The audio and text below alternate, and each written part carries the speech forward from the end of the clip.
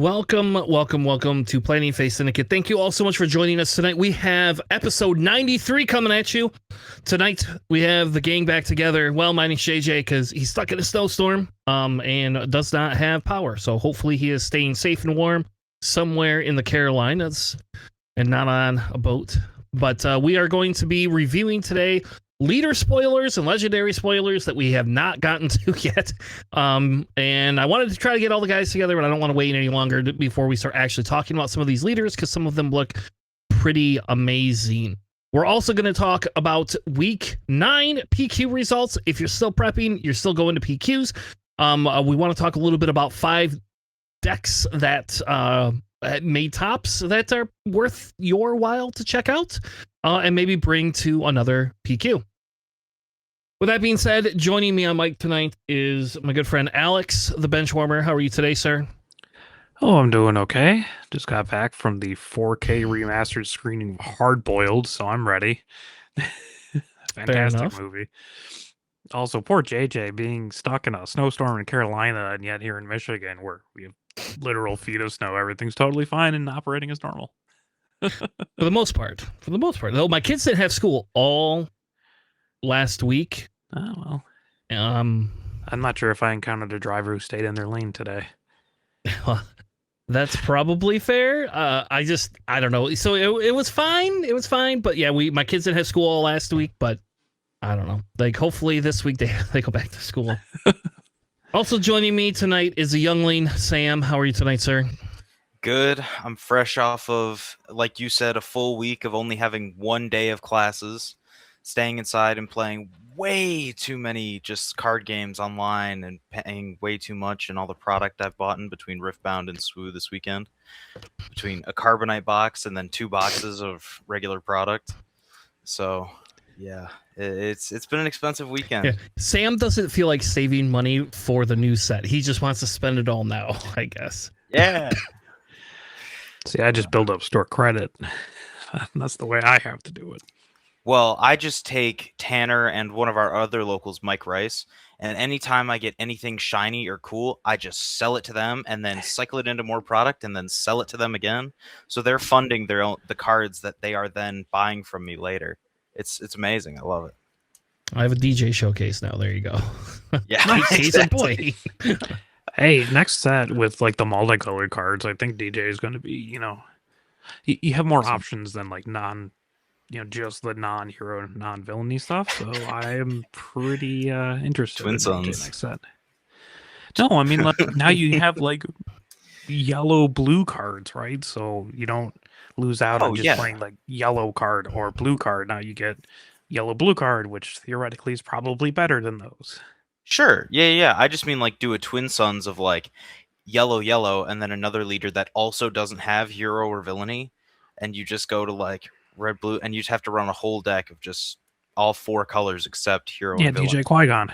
Yeah, it exists. You missed it. Paul played it. Oh you just weren't there that week we played Twin Sons. Paul was there, and Paul kind of kicked our asses. Not quite yet. Good.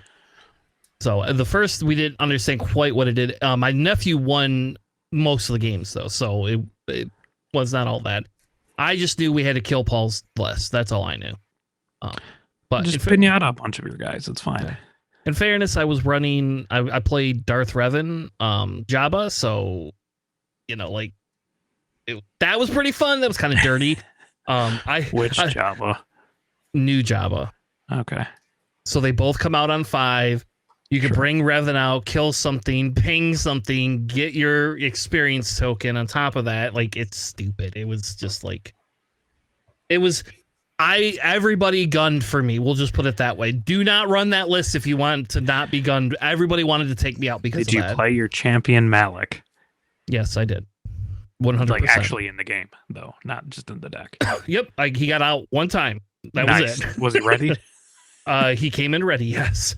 Somebody then killed him promptly. Whatever, doesn't matter. You already won. But yes, like I also played. I didn't get to actually play the card, but I had the there are 2 of them, or whatever that Sith card is. Always 2? Yes, just because of those 2. Like, I mean, I ran a few other Siths in there too. Like I did have other Siths in there, but not a lot. And I just unique too. That's the worst part. Like, it has to be like a scimitar, or like Palpatine or something. But I did run a few of those in there too, just as a fun thing. I just wanted to use my Darth Revan showcase. That's all I cared about, actually, because I've had the showcase and never built a deck for it. Anyway, so we got episode 93 tonight, guys. It's a pretty good night. Very cold in Michigan. As Sam said, we did play some Riftbound this weekend. I had to work yesterday. It was so awful. I worked for almost 13 hours yesterday on like 6 hours of sleep, and then Sam dragged me out of the house to go play Riftbound this morning, and I was not gonna get up and go do anything. And you wanted to go to a competitive event instead today. I did, but then none of you all wanted to go, so I stayed up late and got high, and just didn't. Me too. I didn't go to that. I should have gone to that. There was a competitive event today? For Riftbound. Oh, yeah. Well, okay, I don't care about any of that. Right on. No, nobody's at Store Showdowns. Though they have a kit in Hudsonville, and I'm trying to convince the guy. Maybe Sam can convince him. Oh, he has a kit. Warren's got delayed till the 15th. That's a Sunday. They're going to do theirs Valentine's Day? Yeah, I don't know about that. I don't know if I'll get away with that one. Just saying. But yeah, no, but like we haven't gotten our kit in, and doesn't seem like any other local stores have, or nobody's telling us about it. None of the 3 stores that I frequent have their kit in, to my knowledge.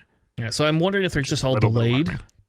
Yeah, I'm a little worried they're going to get delayed, and then we're not going to get them until like next set. And then it's like, I mean, it is Queens, right? So like, it's not like they're a bad card that like have as a promo, but I don't know. I don't need any Queens technically.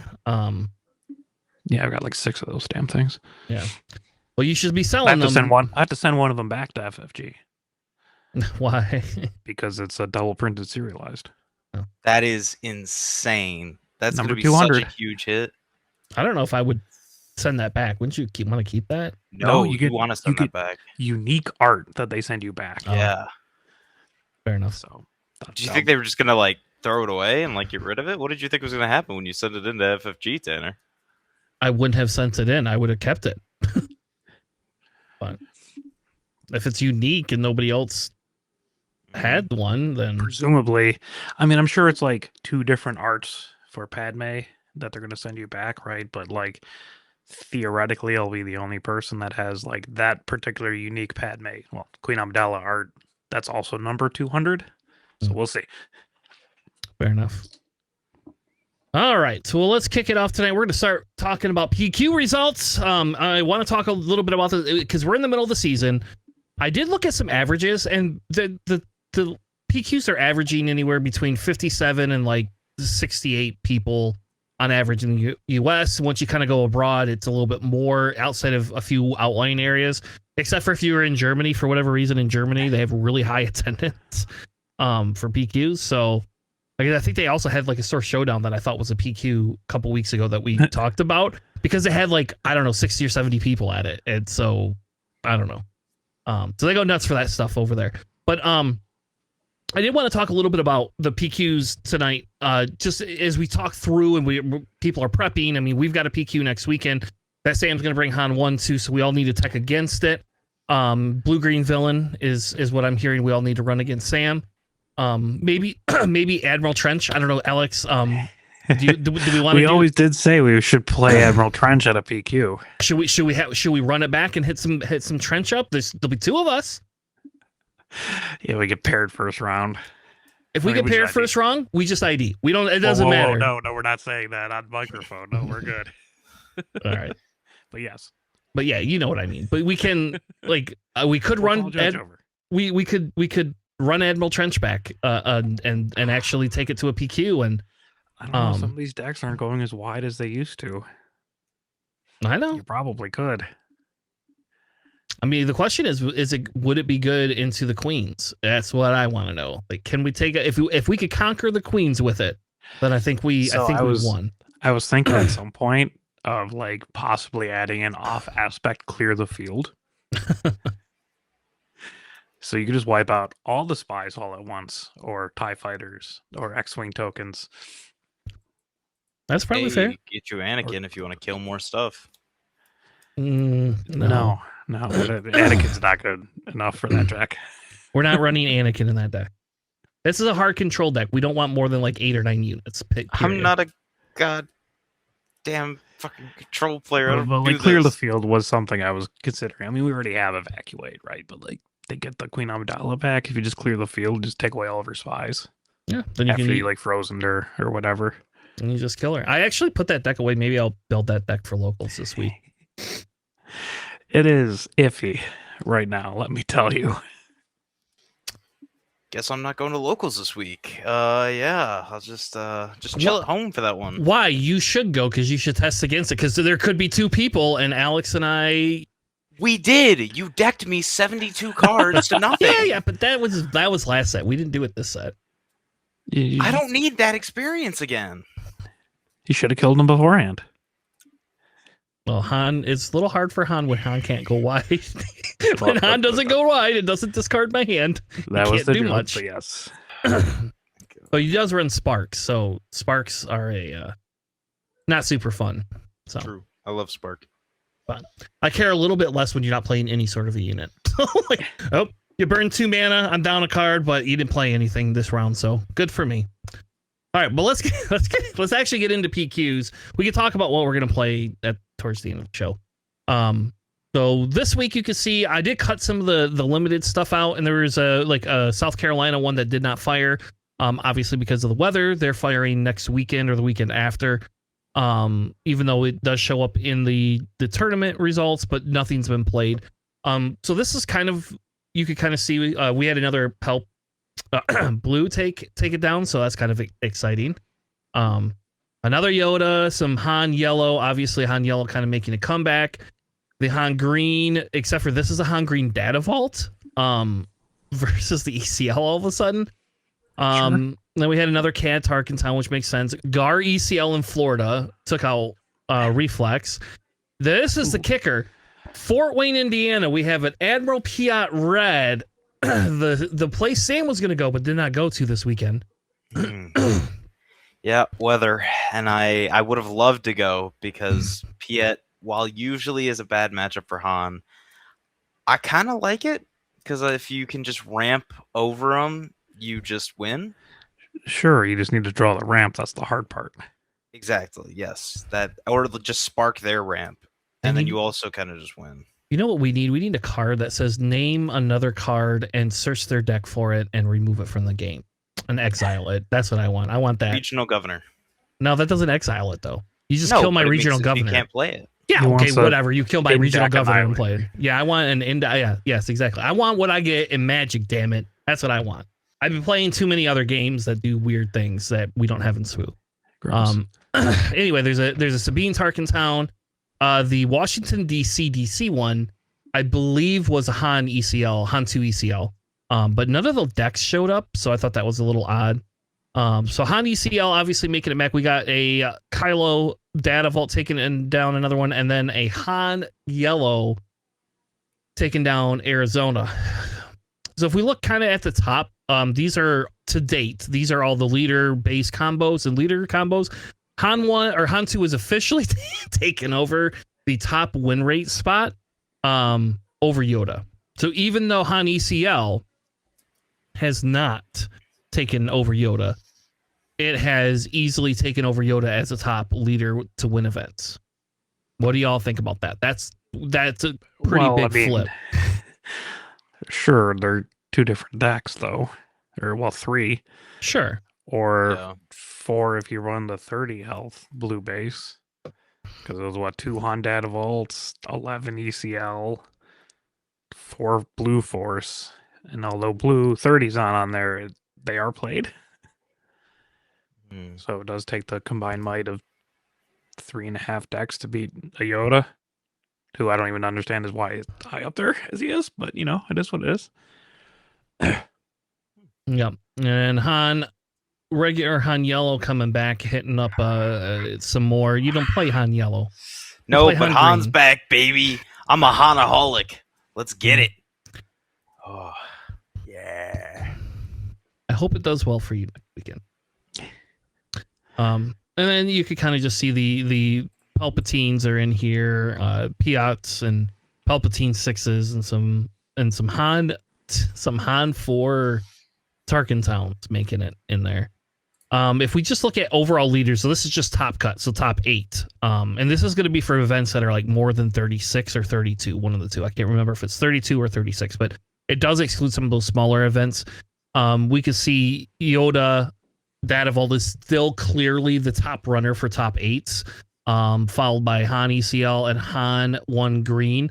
That's a pretty big disparaging number. Like you go from 88 down to 60 and then nothing until 42. So that means a lot of your top players are playing this Han 2, Han 1 Yoda combination, as well as Piat. Like I think Piat is great to get in. I just think Piat doesn't always know how to take it home. I was supposed to say, doesn't he like kind of underperform for what he does? Yeah, he just doesn't. He's not able to take it home most of the time. It feels like, but he does. He is making tops though. Like, and I think that's 44 in top, 3 win. Yeah, I think that's decent. The Han 2, and this is like I know we got rotation coming, so I don't like really banning anything or making any changes. In my opinion, that from FFG seems very silly right now. But Han 2 having 149 tops between the 3 decks. That's pretty good. That's pretty high. If you play multiple colors, I think it's more impressive that Yoda Datavolde. Well, I guess it's 88 out of the 99. So, like, I think that's more impressive than like, well, you have 3 different Han decks that combined make top 8. Yeah, and I think that Han or that Yoda Datavolde is the big thing with that, right? Is the fact that it's like a hero control style deck that we've just never ever seen do anything, and now all of a sudden here it is. Like this is what Luke wanted to be, right? Like this is like when we had Luke, this like we always wanted Luke to make top cuts and things like that, and he just never did it? Well, it's like the Yoda like control for hero, except for it loses out to like villainy control, so it's like an awkward spot. But like villainy control is not doing super well, or some of them, so like it doesn't get pushed down by that. Yeah, and I think that's the problem is because Yoda has the ability to flip to like a mid-range style deck or go like soft control easily inside of its matchup. Kind of like Han 1 being able to kind of float between like a tempo deck and like a mid-range style deck. Like I think that's the Han 1 strength that you always have. Yeah, I just think like Yoda Datavolde is a little bit hard to like go fast, right? Like it doesn't output like an insane amount of damage until the end. So like if it seems like it would lose to a lot of like soft control or hard control mirrors.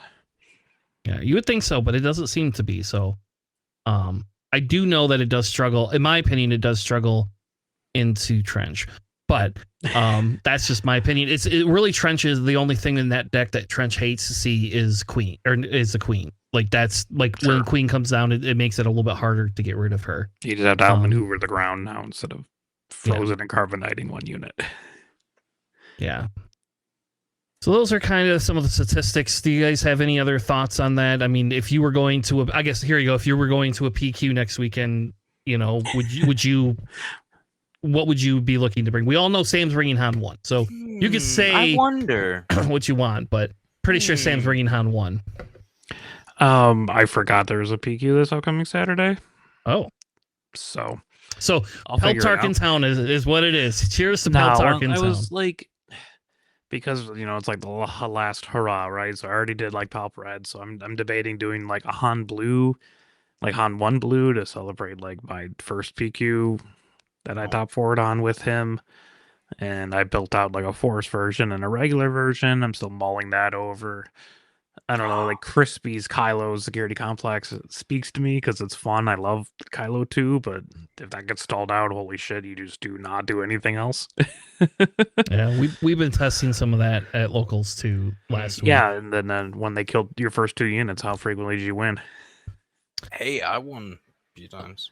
A couple times. It depends on which deck it was against. Against Sabay, the biggest issue was that Sabay couldn't deal with like the thing against Han 1. Han 1 didn't have as much of a problem against it. Yeah, so like that was fun. So I might take just something silly or just Trench, as we were discussing earlier, because that'd be funny. Yeah, I know we don't. I don't know if is it a meme at this point? Is it a meme that we just say this and then like I don't know. Like, is it fine that we say this and then people like tech against it? They're like, "Oh, Tanner and Alex are gonna bring this hard control." I've had an entire store showdown tech against my trench deck. I understand, but no, I mean, like, I'm not sure if it's the right time to play trench. But man, is that playstyle very satisfying? It's so fun. Yeah. No, it's not. No, it is not. One of us is having fun, and I don't care if it's not you. Oh my god. So you got to bring my Wookiee Han1 blue deck No. featuring Let the Wookiee Win, No. the 3-drop 2/4 grit unit. Yeah, I remember when we tried that back in set 2. Yeah, the SEC or not the SEC, the intro battle Hoth Chewbacca, Tartful. Yep, Yeah. those are definitely cards that exist in this game. Well, I'll tell you what, Sam. Why don't you bring that? I mean, Sam, you only have one more PQ, so we know what you're bringing. You actually can't bring Han 1. You have Padme. You have to bring Padme or Lama Su, or not Lama Su. No, Nalase. Yeah. What if I bring it to like sectors? No, you said PQ, so that's you're out of luck. We're saving you from that sector. Yeah. Oh, but I'm gonna lose at the sector anyway. Maybe. Well, anyways, maybe I'll be a man of my word. Tanner, what would you bring to the PQ? Well, like I said, the Trench and Deidre are kind of high on my list. To be honest with you, like I haven't played hard control outside of one PQ this in 2 years. So, Palp Darkentown's real fun. Palp Darkentown is on the list. I actually have get the confidence and victory people. I have that on my list. I also have Sabay built Tarkentown. So Sabay Tarkentown has kind of been a Vader-ish replacement. I actually really like Sabay because it has that Thrawn 1 feel that I never got to play. I love Thrawn 1. Like that is just, I love being able to look at your card and you not knowing and me forgetting 5 seconds later, but pretending I know what you have. And then you'll never figure out whether I really know or not. So I just like the Sabay mechanic a lot. So I don't know. It's hard not to want to take her. But I've also been crushing Kylo Data Vault, and like that is super fun too, because you just get to like discard cards and then play cards from your graveyard, and that's a mechanic I really like. So, but Chancellor Palpatine. Yeah, nope. I like the Kylo better actually right now. I probably once rotation happens, I won't be as high on the Kylo. But I do really genuinely like the Kylo, and I don't know. I haven't taken hard, like I said, I haven't taken like a hard control deck either though. So like Deidre and Trench do genuinely sound like fun, and it is so close that like if I bomb out and I could just go home, and it's like not even an hour away from me. So, or I guess if Sam's with me, I can go get drunk, and then Sam can drive my ass home in my car. There you go. Will you concede to me at the PQ? No, I'm not going. Why would I concede to you at a PQ? So I could do cool Vegas stuff. If we hit the top cut, I don't. No. So the answer is if I bring Trench and we both make it to finals. Okay. 100% playing it out. I'm going to play that out. And I want to play it out just so that everybody has to interview me to be like, all right, who the fuck brought this stupid deck and why are you playing this garbage? And you can actually credit us this time? Yeah. Like that's all I want is just for that. I am I am genuinely tempted to play Trench, to be honest with you, just because I really hope you get paired into like hard aggro. So games 1 and 2, so you just have to drop out. Like that would be the dream.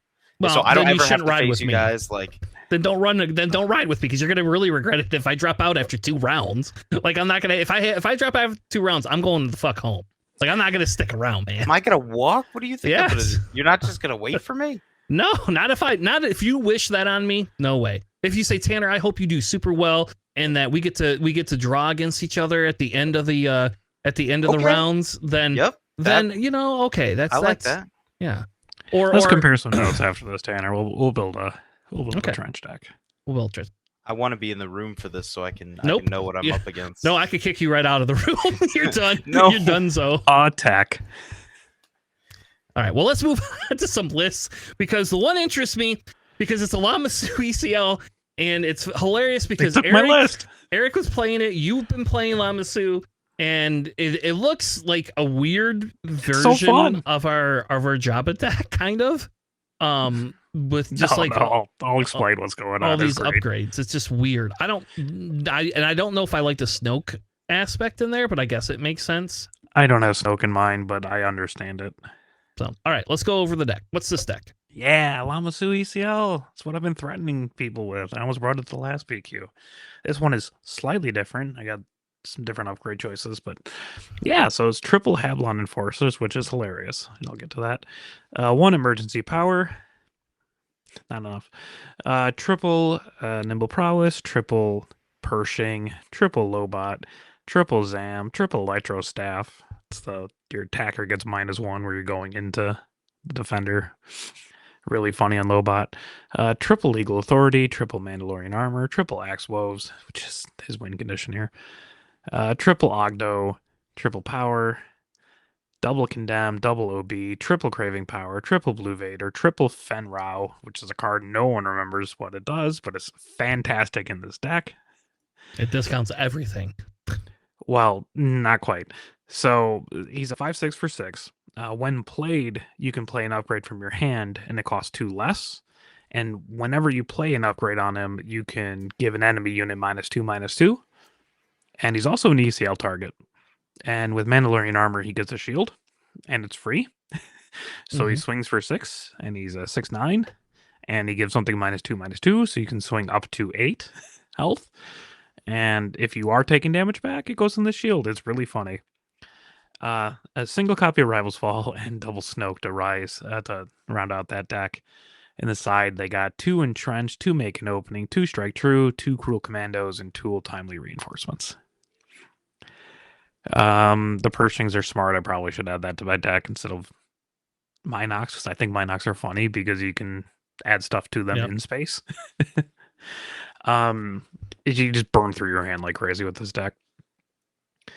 I also have the Inquisitor's Lightsabers instead of like Electro Staff or Legal Authority, because the +1/+3 health is very relevant for things like Lobot and Hablon Reinforcer, and also there's a lot of force out there, so like just getting an extra attack. If you put on Fenrau, you can one-shot an Avar on an ECL, which is that card, which is hilarious. Yeah, so like Hablon and like probably in this case Electro Staff is a 4/5 on turn 1. Then when you attack into it, you get -1. Like Zam Wexel is really silly. I have Consumed by the Dark Side in my deck, which is a criminally underrated card. Yeah, so you get 2 damage and 2 experience tokens. So on Zam, that's just like double dipping because experiences upgrades. Hablon. Your Ogdo Bogdo is really funny in this deck because you just do a damage when you attach upgrades to it with Lamasu, so Ogdo Bogdo is pretty much always active. You can do 3 resources for Ogdo Bogdo, and then next turn just discount Craving Bower and blow something up for 7 damage and tell your opponent to deal with your 7/6. I would probably run 1 more emergency powers in this because Axwell's and emergency powers is always like a decent end game. But yeah, it's just a wildly fun deck, and most decks just can't handle something with like huge dudes out of nowhere. Really high burst potential, really falters to control. Yeah, I was gonna say, like, this deck doesn't seem to love, like, it builds really big things, and if you're able to like kill that, it slows it down, which is kind of why I have Lompikes, because you can like pull them out of the resources, save some cards in your hand, and also give shields out for the Blue Vader. It's very fun. It's super fun. I mean, Sam like played it slightly against it twice when I was messing around with it. But it's just a wildly fun deck. Would recommend if you want to have a lot of fun. Big things hitting hard is really funny. Let's see, outside of the ECL, like, could you live without ECL? If nobody else had ECL for Vader. Okay. And I only asked that occasionally Fenrau. I only asked that just because, like, once this deck rotates, like, some of the stuff that's in this deck, like, does not rotate, right? Like, there is a few, the Hablon, which kind of sucks. Yeah. You have to replace them like Lost Jedi, and that feels bad. Yeah. But some of this other stuff, like you lose the Pershings, but you weren't even playing Pershing to begin with. Like, the Electro Staff has a replacement easily. Inquisitor Lightsabers, yeah. You lose the Fenrau, which sucks. And the OB and the Snoke and the powers. Yeah. Yeah. But like OB and Craving is huge in this deck. I would probably run 3 OBs. So I don't know. I like the deck, Sam. You could bring. Oh, there you go. So we could do this for this weekend. You could bring your Nala Say deck. Alex will run his Lamasu deck. It's like it'll be like the Clone Wars. Yeah, Nalasu just like super loses to this. No, I actually beat the brakes off of Eric, who was running this. When I was on the Data Vault version, so when I wasn't even on the ECL yet either. But what was it? I think it would be a really good deck to play into this Trench. Yeah, it just super loses the Trench. Yeah, let me frozen in carbonite here, you baby. This. Yeah, like my giant Octobogdo gets powered. Yep. Yeah, it super loses the control. I'm not saying I'm going to run Trench and Alex should run this just so I can beat Alex. I'm saying you guys should have like a face-off between Nalasay and Lamasu. That would be fun. That sounds like a fun Patreon episode. No, it sounds like Sam has to run one because he was drunk or high when he committed to whatever he committed to, buddy. That was not me. So that was not me who did that. So, all right, let's move on though. We have a Bosk Tarkentown next. Rolling it back. Yeah, this is like all over again. Yeah, this is like way, way, way old school, except for like some of the newer there's new cards, obviously, but and I have like 3 hyperfoil aggressions, so that I won at a PQ. Pretty. Sam, why don't you cover this Bosk Tarkentown? I've actually been considering this competitively. Like, I love this. So this is Boss Tarkentown. We got 3 guild targets, 2 crack shot V-Wings, 3 Dengar, 2 Forged Starfighters, 3 Daring Raid, 3 Rich Rewards, 2 HKs, 3 Kylo's Ties, 2 Strike Ship, 2 TIE Bomber, 2 Stay on Target, 3 Deathmark, 2 Twice the Pride, 2 Chairman Papanoida, 3 Droid Missile Platform, 3 of the OG punishing ones, 2 Shuttle or Krennic Shuttle, 3 Aggression, 3 Vader Pilot, 3 Ruthless, Ruthless Raider. And then in the side we have 2 Cyril, 2 Confederate Tri-Fighter, 2 the Chaos of War, 2 Cham, and 2 Red Dev. And I don't know why they're not just main decking Red Dev at that point. It's like a fast aggro deck. Hey, when are you getting? You only have the Raiders in there as the finisher. Yeah, you need the Raiders as a finisher because you need that 2 damage to base. Mm-hmm. I mean, I guess the Devastator does it for 4, but like that's way later. Yeah. I'll just go back on a Vader Pilot and a I would just actually cut both the Forged Starfighters. I don't like the 1-drop 2/1 in this deck for some reason. Especially in a ping heavy meta, like we're entering CAD Part 2. So I don't really want to play a 1/1 for 1 going into a CAD. Like it's got a lot of like 1-drops presumably for like the first turn, right? Because like you really want to get your Dengar out and just start pinging a lot of the stuff that you can target on that turn. I get it.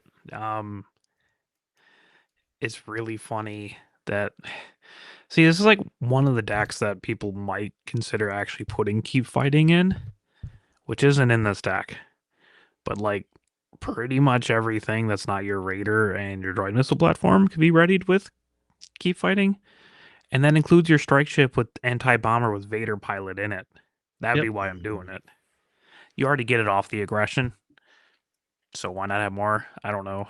I don't know what you'd cut. Like you already have it. Well, that's more card draw. Like you already have an insane card draw, which is why everything's like super, super low. I mean, the Rich Reward, I understand. It just kind of feels weird. Yeah, I don't like the Rich Reward. I think that's a waste, personally. More bounties that you can ping with Bosk and Dengar. I don't know. I get it. I get the logic behind it because you can ping turn 1 Tarkentown yada. We do this in Pelp, right? Except for Pelp does this better. So, not sure. I wouldn't say better. I think it does better.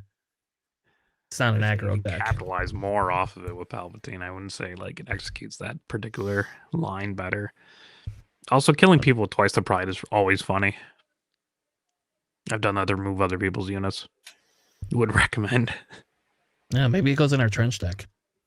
Well, it only does 2 damage. God. So it's a run over. So it's a fun little deck. It's kind of it's funny to see this make a comeback. You know, like I still kind of wonder if that Kylo blue, that's Kylo Security Complex, is a little bit better than this, just because you get access to the blue.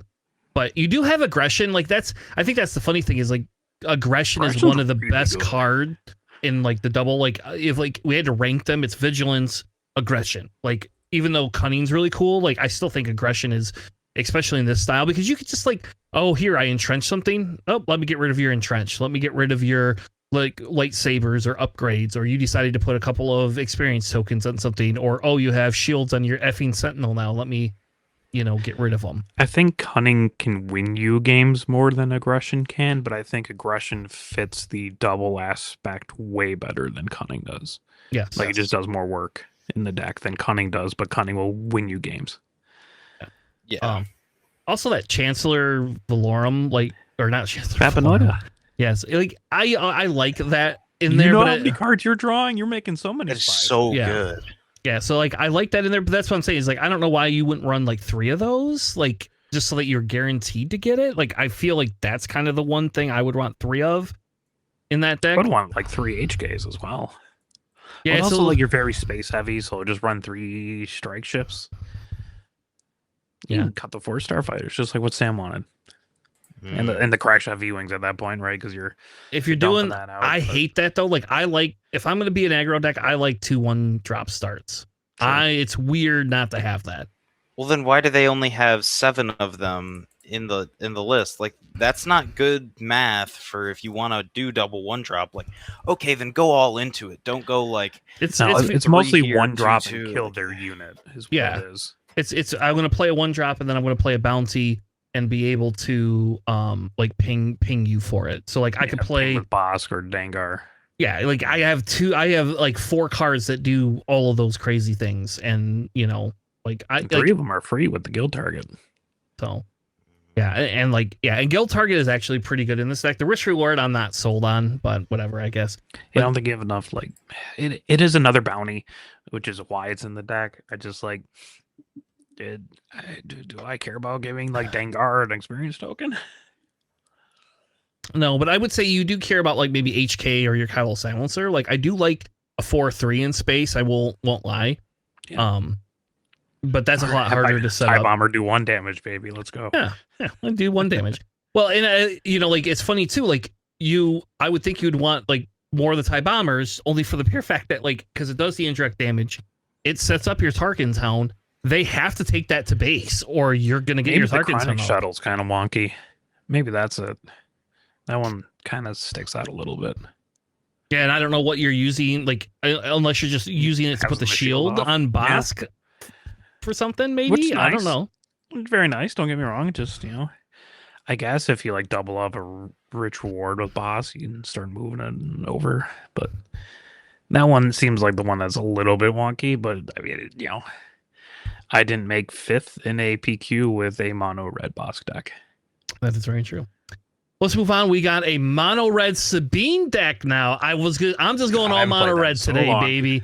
I know I haven't either, and I thought, well, let's talk about it. Let's see how much different it is. Changed. And what we got in here instead. So we got 3 Bentic, 2 tubes. Hold up. I wish JJ was here for this sideboard because that is the funniest, best sideboard I've seen in my life. Well, this whole deck is a JJ style deck. I know. It's so fun. Yeah, so we have 3 Bentic, 2 tubes, 2 Crackshot V-Wings, 2 Mr. Bones, which I 100% approve of. I love me Mr. Bones. 3 of the R2D2 white colored ones, the original 1-drop ones. 3 of the Rebellious Functionaries, which is like a 1-cost 2/2 Rebel official, actually, weirdly enough. And hidden. And it comes with hidden. I didn't. The set. Yeah. I wonder why nobody has been playing that. Like that seems it would be really good. That's a 2/2 for 1 that has hidden. Yeah. I don't know. That seems good. Then you have the Soldiers of the 501st. You have 3 Spec Force soldiers, 3 Daring Raids, only 1 Heroic Sacrifice. That's crazy to me. 1 Rebel Assault, 2 heroic resolves, 3 of the HL blaster, blasters, baby. Which makes what you're one to put it on your unit. I guess. 2 of the Green Squadron A-Rings, 3 Karis Nimics, 1 Lonely Sabine Ren unit. So sad. So sad. Only 1 Sabine. And then we have 1 Academy Disciplinarian. I don't know, what does that guy do? He lets you draw a card? Is that what that is? No. It's 1 played you can do a damage to a unit that costs 2 or less. In the Reddit, yep. Okay. Yeah, you'd think it'd be more than 1 in this deck, honestly. Yeah, you could use that more often. 2 Cassians, 3 Fighters for Freedom, 2 Red 5s, 3 Wing Leaders, 1 Lonely Van Brace Guards, and 3 Aggression, obviously. Your sideboard makes 0 sense to me. I have the 3rd V-Wing, the 2nd Heroic, 1 Lonely Gunslinger, 1 Arm to the Teeth, a 3rd Green Squadron A-Wing, a 2nd Disciplinarian, the 3rd Cassian, 2 Open Fire, and 1 secondary Van Brace card. Now, instead of the Open Fires, why not run Let's Call It War? Like, that's what I would probably run instead of that if I'm going to run that. But, like, this sideboard's nuts to me. Like, well, how frequently would you have the initiative with Sabine? You're usually pinging the base, right? So you don't have it? I guess. It depends. I don't know. It depends. They don't have, the one thing they don't have in here, they have some Rebel synergy, but then we don't have the, what's the... Darksaber, man. You don't have the Darksaber, but no, you have what's that, the 3-drop guy, the Fleet Lieutenants. Where's my 3 Lieutenants in here? Like, why do I have Fighters for Freedom and not Fleet Lieutenants, or Wing Leaders and not Fleet Lieutenants? I should have Fleet Lieutenants instead of Wing Leaders. That's definitely... You should have Arms to the Teeth instead of the Hotshot Blasters. Yeah, 100%. Yeah. You can put a Green Squadron A-Wing in space, put Arms to the Teeth on it, play Academy Disciplinarian, and just like go to town. Yeah. Now, in fairness, this deck took first place in Wisconsin, and Wisconsin was like an 80-person. So, like, kudos to whoever played this. Like, holy crap. Yeah, I haven't played this in like 3 sets or 2 sets. I kind of miss like the Darksaber though. With I have 3 Sabines, I have 3 Katsus, and then I have like Sabine Leader that they can all go on. But there is a fair bit of upgrade hate right now, so I get it. Yeah, I don't know. It's a little bit different than what I would run. I would not be running only 1 Sabine, and your only space units. I guess you have the Wing Leaders too, but like you only have 4 space units minus those Wing Leaders, and I don't know. That doesn't seem like a good. Well, you had the crack shots. That's true. Red 5. I would have a little bit more space if it was like if I was playing it, just because Rebel Red space is generally pretty decent. But I mean, it's fine. The Van Brace Flamethrower is a little bit funny. I haven't seen that since Django. Yeah. We loved it in our Django's, but not now. All right, let's move on to the CAD Blue 30. This came in 2nd in Indiana PQ. I only wanted to throw this on here because I wanted to see the evolution. It's the same guy, by the way. It's this like one guy. Toby. Yep, one guy running this.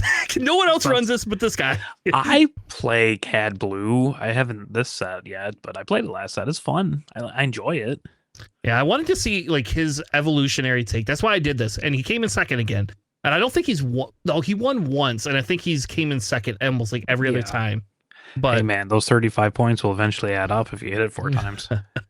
But I wanted to see what this deck was like, what he changed in it. So, Alex, what's this deck? Yeah, CAD 30 health blue, baby. Let's go. Triple McClunky, double Hotshot Blaster, triple Aura, 1 Bazine, double Cartel Spacer, double Cloud Rider, triple Garindin, triple Pike Sentinel, double Bamboozle, double the 3-cost Boba Fett, double Chigato Vizago, baby. Hell yeah. Triple Mist Hunter, triple Part of the Dark Side, triple Forlon, double Lom Pike, double Takedown, double Syndicate Lackeys. Haven't seen those in a bit. The 5-4 for 5 ambush guy. Triple Zuckus, 1 No Glory, triple Anakin, triple Cad, double Thrawn, and a single Avenger. In the side, you have a 2nd Bazine, 1 copy of No Good to Me Dead, just in case. Triple unrefusable offer. Very fun card. Wish there was a rest in the deck. Double Fell, a third Thrawn, and double Snoke. Yeah, I think the only I actually probably wouldn't change this deck a lot. Like I actually like this deck outside of that. I do not like only one No Glory. I do not think that's the right call. I think you need 3 in this type of a meta because of the Chewbacca's. Yeah, especially because you don't have rivals. Yeah. You can probably get away with double No Glory, double rivals. You could do that too. I'm not 100% sold on the Anakin in this deck either. Like, I think it's fine. It's not horrible. It does the fit your curve, which you can do at any time, which is nice. But I agree. Yeah, it's just the Anakin's the one kind of offshoot thing that I probably would look at again. I'd probably do a third Bamboozle, honestly. If you're gonna run 3 Anakin, run 3 Bamboozle. Yes. Yep. That way you can get it off. But yeah, I really think you need the No Glories. Like, I think that's a must, is to have the extra No Glory. And again, why one Avenger? I guess it's just like in case. Like, your Thrawn actually could just close that game out. Like, you could Cad Bane one churn and Thrawn the next churn and like feel pretty good. Like, it's that Thrawn is actually really good. I think once we get rotation, that Thrawn's going to be. I play Thrawn in my mono yellow Slimeware deck, and it's not super difficult to manufacture a scenario where they just have like their leader out and no other units or whatever. And you're just like, and Thrawn comes in ready. Yep, and I do 8 damage, so very few of your leaders are going to live that long. So I understand the Cloud Riders. I just feel like 2 is you either run 3 or you don't. Sure. I don't think you need the 2 cartel spacers either. I think I would cut those cartel spacers. I would probably be running. Oh, it's so good against force decks, though. If you had the initiative and you just exhaust whatever they play, okay, and they're running a force deck, they're SOL. Sure. Play a lurking snub then. That's what I would play instead. Because then I can plot that and I can hold it or plot I love it. lurking snub. You don't have to convince me. Okay. Like to me that's where I would. That's what I would do. I would change that. It is a little weird seeing only one Bazine. But I'll be honest, like the Grindin, I've actually found Grindin is a very close replacement to Sabine, and I like it better for the fact that you don't get a card back. I hate that Sabine gives you that card back. Like it's Bazine. But yeah, but if you're running like 3 Grindin, why are you only running 1 Bazine, right? Like maybe 2 Bazine into the Grindin. I mean, that's fine. You can McClunky him. I get it. Yeah, I don't know. Solid. I mean, I enjoy Cad Blue very much. I enjoy this deck. Don't particularly enjoy the Lompikes, but I get it. Yeah. Yeah, and with it being Underworld and stuff like that. So. Yeah, and like you can give shields, and it's nice. I just, if I were to cut one card, it'd probably be the Lompikes to add the No Glory and probably like the 3rd Cloud Rider or a 2nd Bazine or the 3rd Bamboozle, honestly. Yeah. All right. Well, the last deck we have for you tonight, I'm going to make Sam go over because Sam loves control, and it's a Kira Red. This came in 8th in Arizona, and I'll be honest, I'm kind of surprised we haven't seen Kira Red pop up a little bit more than before, like especially after like the Top of the Summits and some of these other things. Like Kira Red is viable now. I tried it early on, as did some other locals that I know, and it just was not doing enough. I don't know. But this is more hard control than the ones that I was playing. I was playing a little bit more tempo style. Yeah. So Sam, tell us what this amazing deck is that I might now all of a sudden bring to the PQ. Oh my god! This weekend we got Kira 30 health red, 1 restock, 2 top targets, 2 perishing, 2 grenade strike, 3 let's call it war, 3 merciless contest, 3 power of the dark side, 2 condemn, 3 Lieutenant Childson, 3 fell, 2 takedown, 3 vigilance, 3 no glory, 3 topple the summit, which is an auto include, 2 rivals fall, 2 hyperspace disaster, 2 Emperor Palpatine, 1 off redemption for some reason, 3 Snoke, Classic. 3 blast, 2 Avenger, 2 crate dragon, and 1 off annihilator. And on the side, we got another restock, 2 Bazine, 2 knowledge and defense, 2 bombing run, 1 Bounty Hunter Quarry, and 2 Nebula Ignition. So that's pretty good. But yeah, it's One just a Annihilator classic hurts control me. list. Yeah, like this is blue-red control. This is something that I'd see similar to Deidre, I'd imagine. Like this kind of feels like Vader, it's just that. Yeah, like that and Topple the Summit. Yeah, I think you get rid of the redemption, add another Annihilator, and add a second restock. That's main deck. That's what I would do. Hate the redemption. The double Pershing to me is like you don't need Pershing. Well, you card don't draw's have real cool and all, but I don't care about a first turn play with this deck. Yeah. Just add the second Annihilator and probably a third Condemn, honestly. Or like main deck a second restock or main deck bombing runs. Yeah, so I can see not having the third Condemn, and I only say that just because he doesn't have as much villain cards as you would think he does. This has got a lot of neutral cards in it, and what I found like with the Deidre red is if I have too many non like specific villain cards, I have to play around that to actually get my Condemned off, and it has screwed me a couple times. Now I'm not running Chilsons. Well, he's got 20 blue villainy cards straight in addition to like 5 villainy cards there. Other ones like Palpatine and the Merciless. Yeah. So that's like half your deck. I guess. I think that I don't understand the redemption at all personally, but sometimes you just need to heal 8. Okay. That's literally what it's just there for. Possibly a giant FU Space Sentinel, but because like probably just the heal 8. Your end game is the Palpatine and the Snoke and the Avenger aura crates, right? You know, like Annihilator too. Yeah. I don't think that's your end game. I think that's your get out of jail card or that is win more card. You have to answer this or I win in 2 turns card. Yeah.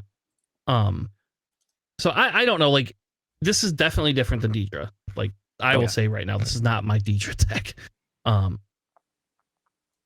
Though. And my sideboard would definitely be two of the bounty hunters instead, or one of those main deck at least.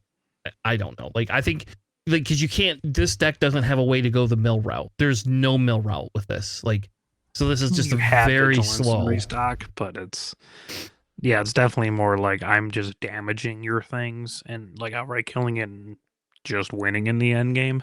Yeah, and I almost try to mill you out. I almost would run like I get the Topple the Senate, like Topple the Summons. Like I get those cards. I understand like it's a very good card with Kira, but where in God's green earth is my planetary bombardments in this deck? Like that's what you should be running in this deck as like an end game type piece is like your planetary bombardments. Clear the boards, play planetary bombardments. That helps you get to your end game a lot faster. I would agree if we had Red Devastator somewhere in this. And I would be running Red Devastators too, but that's just me. Like I'd run them over the Avengers. Yeah. I would run them over the Pelps. That's what I would run over. Sorry. Yeah. It's just true. I can see it. Like I like Pelp, don't get me wrong. But I would be running those over that. Yeah. It's like also do you still just deploy Kira at like 5? Doesn't that seem you shouldn't lame, right? Yes. But then why are you running triple Topple the Summit? I don't have a good answer for you. I don't know. Agree. And that's probably why like I would just rather run Deidre. That's right. That's why I would just run Kira. Yeah. Because like or I would make this more of a mid-range type deck, I guess. So I don't know. Which is how I was running it and it didn't work out super well. I don't know. It works. I understand it. I guess like Kira flip on 5 to wipe a board helps get you to your end game. Fair enough. So it just well, all right. Well, that's enough PQ talk. I'm excited for the new leaders. So I really want to go through the new leaders tonight, no matter what. We got so many new cards that we haven't even like talked about. And I feel that let's have a conversation around the new leaders because yes, we don't understand all the mechanics stuff yet, but I'm telling you, there's a couple of these leaders that I'm geeked for. Are they blue and green, respectively? One of them is blue. Ooh, the other one's not green, eh? No. All right, Sam, we're going to kick this off, Sam. And what I want you to do is, out of all the new leaders, the new leaders that have been revealed, what one are you most excited for? Discard Vader, easy. Okay. All right. Alex, how about you? I mean, probably Callus, although Krennic does speak to me. All right. And you? Callus, 100%. Like, Callus is like... Didn't figure that needed to be asked, but you know. No, yeah. Callus is like, oh, here you go, baby. This is the card for me, you know. This is like my item replacement almost. Like, it's just so good. I wish they would reveal showcases early on. Like, give us this and then give us a showcase card. Because I want to know what the showcase looks like. So if I need to be saving my pennies for a Cal showcase. So all right. Well, who wants to kick us off tonight? We got Callus up first. Well, Tanner, by all means. All right. It's the one. Sam, is this a card you thought was broken? Which is the leader you thought was broken? The Vader. Vader? Okay. So, all right. We'll start with Callus. We got Agent Callus. He's going to reconsider your allegiances. He isn't in this picture, though. So, his action is for one resource and exhausting him. You can play a card from your hand, ignoring its aspect penalties. Yes, and thank you very much. He also comes out on 5 resources, which is... Yeah, here's a control guy that was going to come out on 5 resources again. This is like hey, it's Deidre. one more than Deidre. Yeah.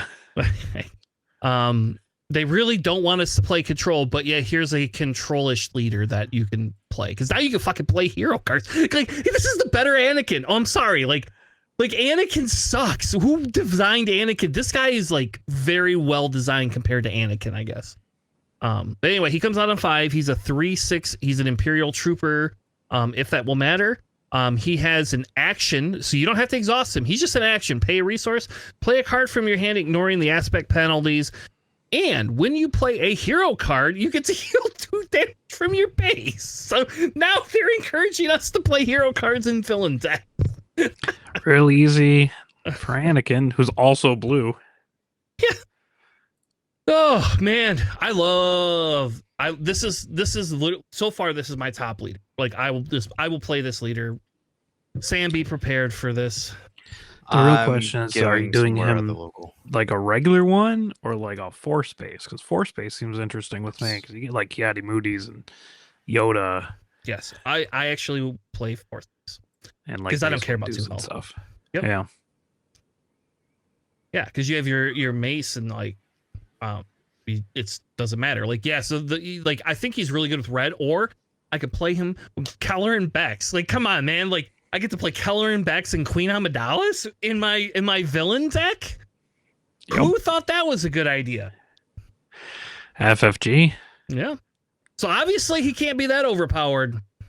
Because like there's gotta be something, but I'm telling you right now, hey Chris, you get to play the best cards from both of the sets. Here you go. And I get why they I get why they designed this for this set, right? So that you could play these double aspect things all the time. But man, can you imagine playing a Yoda? We could now play Yoda. I could play Yoda.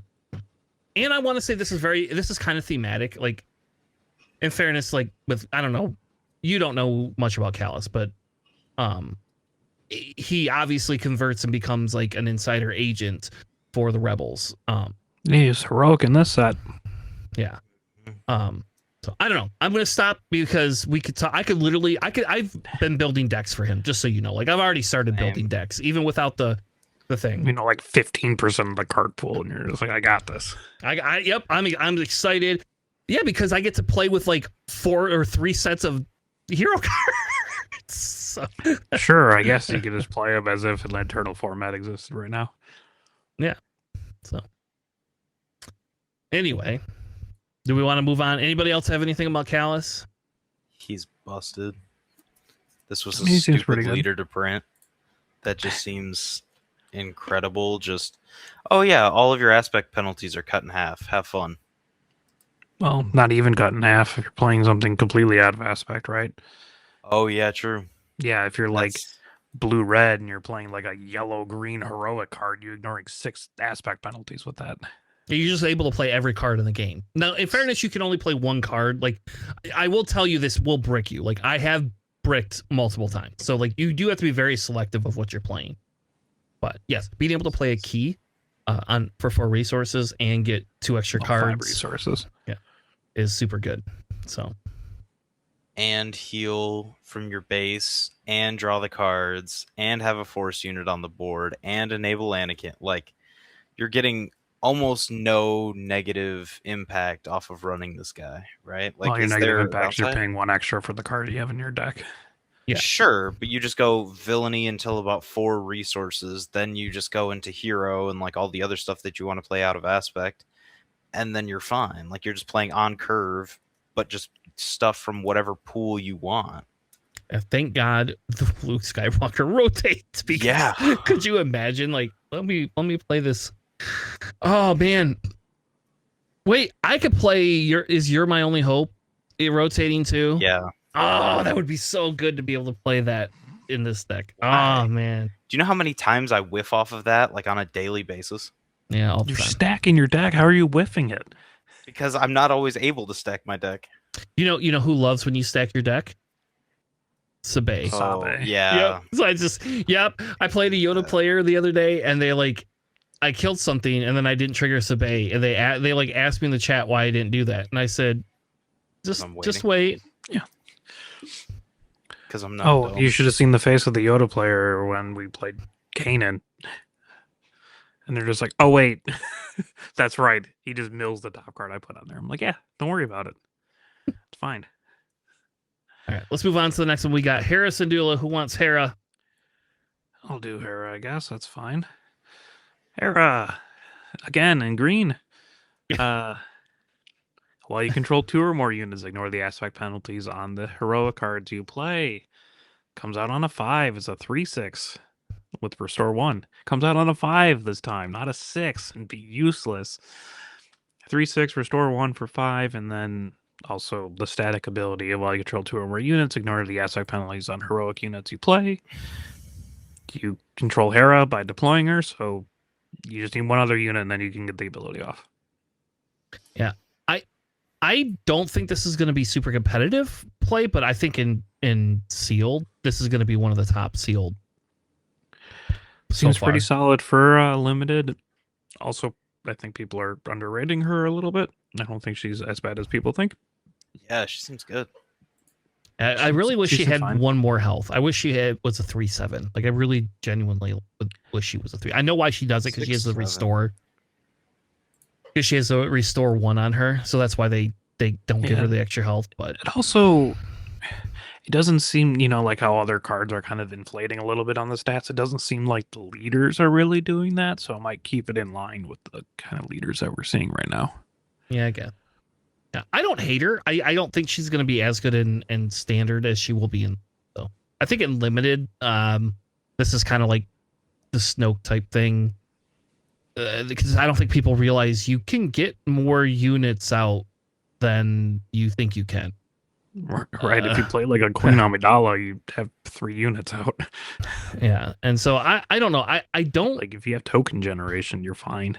I don't think this is a horrible leader either. I guess when we see more of the cards, I just don't know how much. I mean, I don't know, because in fairness, because she does discount things, you can play you can play her and play, some other off-color units if you wanted to, or cards. But we know she won't be a double green deck this time. That's what we do know. All right. Well, I'll take Lando, Sam, so you can have your Darth Vader. That's what I'll do. So we got Lando. As long as you give me Krennic. You can have Krennic, yeah. We have Lando Calrissian. He's an underworld. This time he is going to say, pay a resource, exhaust me, and choose an aspect and discard a card from a deck. If it has the chosen aspect, create a credit token. So basically, you're spending a resource to bank a resource for later, which I actually kind of like that mechanic. I think that's kind of a cool mechanic. His leader flips on 6, and he's a 4/7 When deployed, you may defeat a friendly credit token. If you do, create 3 credit tokens. So obviously it's very synergistic. Right, spend 1. I mean, like just +2 essentially on flip. Yeah, and like in fairness, I don't think we've seen a lot of like kill somebody's credits. So I would like to see a card that says force your opponent to spend their credits, but we don't have that yet. Or like no credits can be spent this turn. Yeah, something like that, something different for like both that. players. Yeah, I do like the credit mechanic, and I do genuinely think with us moving away from the smuggle that this credit mechanic is pretty cool. In the aspect of when I've been playing a little bit of Magic, and we have that it's like the treasure mechanic, right? Like that's what it is in Magic, and I have seen that actually become somewhat crazy, and it can just do crazy things. So I am in the belief that while I do not like him as a 6-cost leader, he's busted. You think he's busted? I think he's the best leader they've shown us so far. Yeah, right next to Darth Vader. Playing a 9-drop on your flip turn? How is that not just disgustingly good? Playing Bo-Katan on 6 resources when Fell's rotating out? Like, what answer do your opponents have to that? I'm sure we'll get an answer. Can't imagine they won't. Yeah. Sure, but that's if you're running a 4 deck and if you're doing whatever. Like no glory. Sure, but that's your entire turn on that resources. Like, there's not as much as there was. If I'm spending 5 resources to kill your 9-drop that you played that entire turn, I think that's fine. Yeah, I think so too. I don't think he's broken. I do think it's fun, and I do think that's a cool mechanic. And I do think credit tokens are a cool, and I do think that there's some player. I just don't like that he comes out on 6 resources, I think. Because I think it puts us in a this has to be a mid-range deck. You aren't using this as a I would like him to be like a little bit more of an aggro leader. I think you're underrating him, Tanner. Yeah? I think you're overrating him a little bit, Sam. Yeah, I think he's cool. I like it. I think if we get a lot of cool cunning cards that kind of fit the theme too, then it makes it even better. So I do like just like banking a token. I do like top deck shenanigan things because like Hondo, you can always look at the top card of your deck, so you always can guess that correctly. You can probably guess your opponent's thing pretty well as well. Yeah, they didn't make it very hard, right? Right. So I like things like that, and I like banking the credit tokens for explosive turns later on. It's just you're not using. Like, if you're using his ability a lot in the early game, you are playing under curve. I mean, I guess you can use the credit token next turn to kind of pay above it. So it's a little bit of a cycle, so you can get his ability off when he flips pretty easily. It's just, we'll see how far that goes, right? I mean, other leaders have access to credit token stuff. You know, it'd be really fun if we got like a sideboard, like little Sabak deck that we could use to play the game with, like, here, these are my Sabak cards, and like, let's gamble a little bit. I love Sabak, just by the way. Anyway, let's move on to the leader that Sam says is not as broken as Lando. Tom Selleck. Tom Selleck. Oh Look at it. It looks like he's got a Tom Selleck mustache. That's all I see in this art. All right, you ruined that. It's the little mustache man. He does have a mustache. It's the Tom Selleck. Sam, who is this leader, and why are you excited to play him? Darth Vader, unstoppable. Action, discard a card from your hand, deal 1 damage to a unit or base. And on 7 flip, he is a 7/6/8 Force Imperial Sith with an on attack of discard any number of cards from your hand, deal damage to a unit or base equal to the number of cards discarded this way. Flip, aggressive sudden ferocity, aggressive negotiations, discard your hand, win. Let's say Sentinel. Sure, but in that case, you're on attack. Oh, wait, no, because I guess you have to trigger the attack first before the thing. Mm-hmm. But, I mean, by 7 resources, you should have, like, at least a unit or 2 on board. But, I don't know, it could just be the only one. I don't know. But, That's just crazy. Like, I've thought up so many scenarios, and I did the math like a few times the day after this got released because I was fairly inebriated when this did come out, and I was just like, I'm good. I'll just look at this later. And then when I did look at it, I was like, oh my god, this is insane. And I thought of all the different cards you needed to have in your hand, all the different buffs that you could do, pinging once beforehand, flipping, doing this, like that stupid "that's a rock" card that we'll talk about later. Like, that's disgusting in this too. Like, it's just so good. Yeah, I don't know, like, I don't think he's broken. How about that? I do agree with you that he can pretty strong. I just don't see him as a broken. With aggressive negotiation, sure. Yeah. But you're not really using his ability much with the cards that we've seen so far, right? For discarding stuff. Yeah. Like, you don't want to neg yourself for 1 damage. Yeah. I'm a little disappointed. Okay, and Sam, I'm going to bring a Riftbound like thing into it. Like, there's the card Mike was playing today in that Teemo deck, or the Dr. Manu, right? Who gets +1/+1 for every card in your discard pile, right? We don't have that in Swoop. Like, we don't really have that style of mechanic right now. And like, so that's why I don't think this, like, they've never given us that mechanic. They don't have graveyard mechanics in any way, shape, or form like we have in so many other games. And that's why I don't think this is as broken as you think it is. Like, I understand the logic in that, yes, aggressive negotiation, Sun and Ferocity you can have somebody's base in 1 turn if you get lucky. You can one-shot. Well, you have to have a fair bit of cards for that. Yeah, no, because it doubles and the on attack.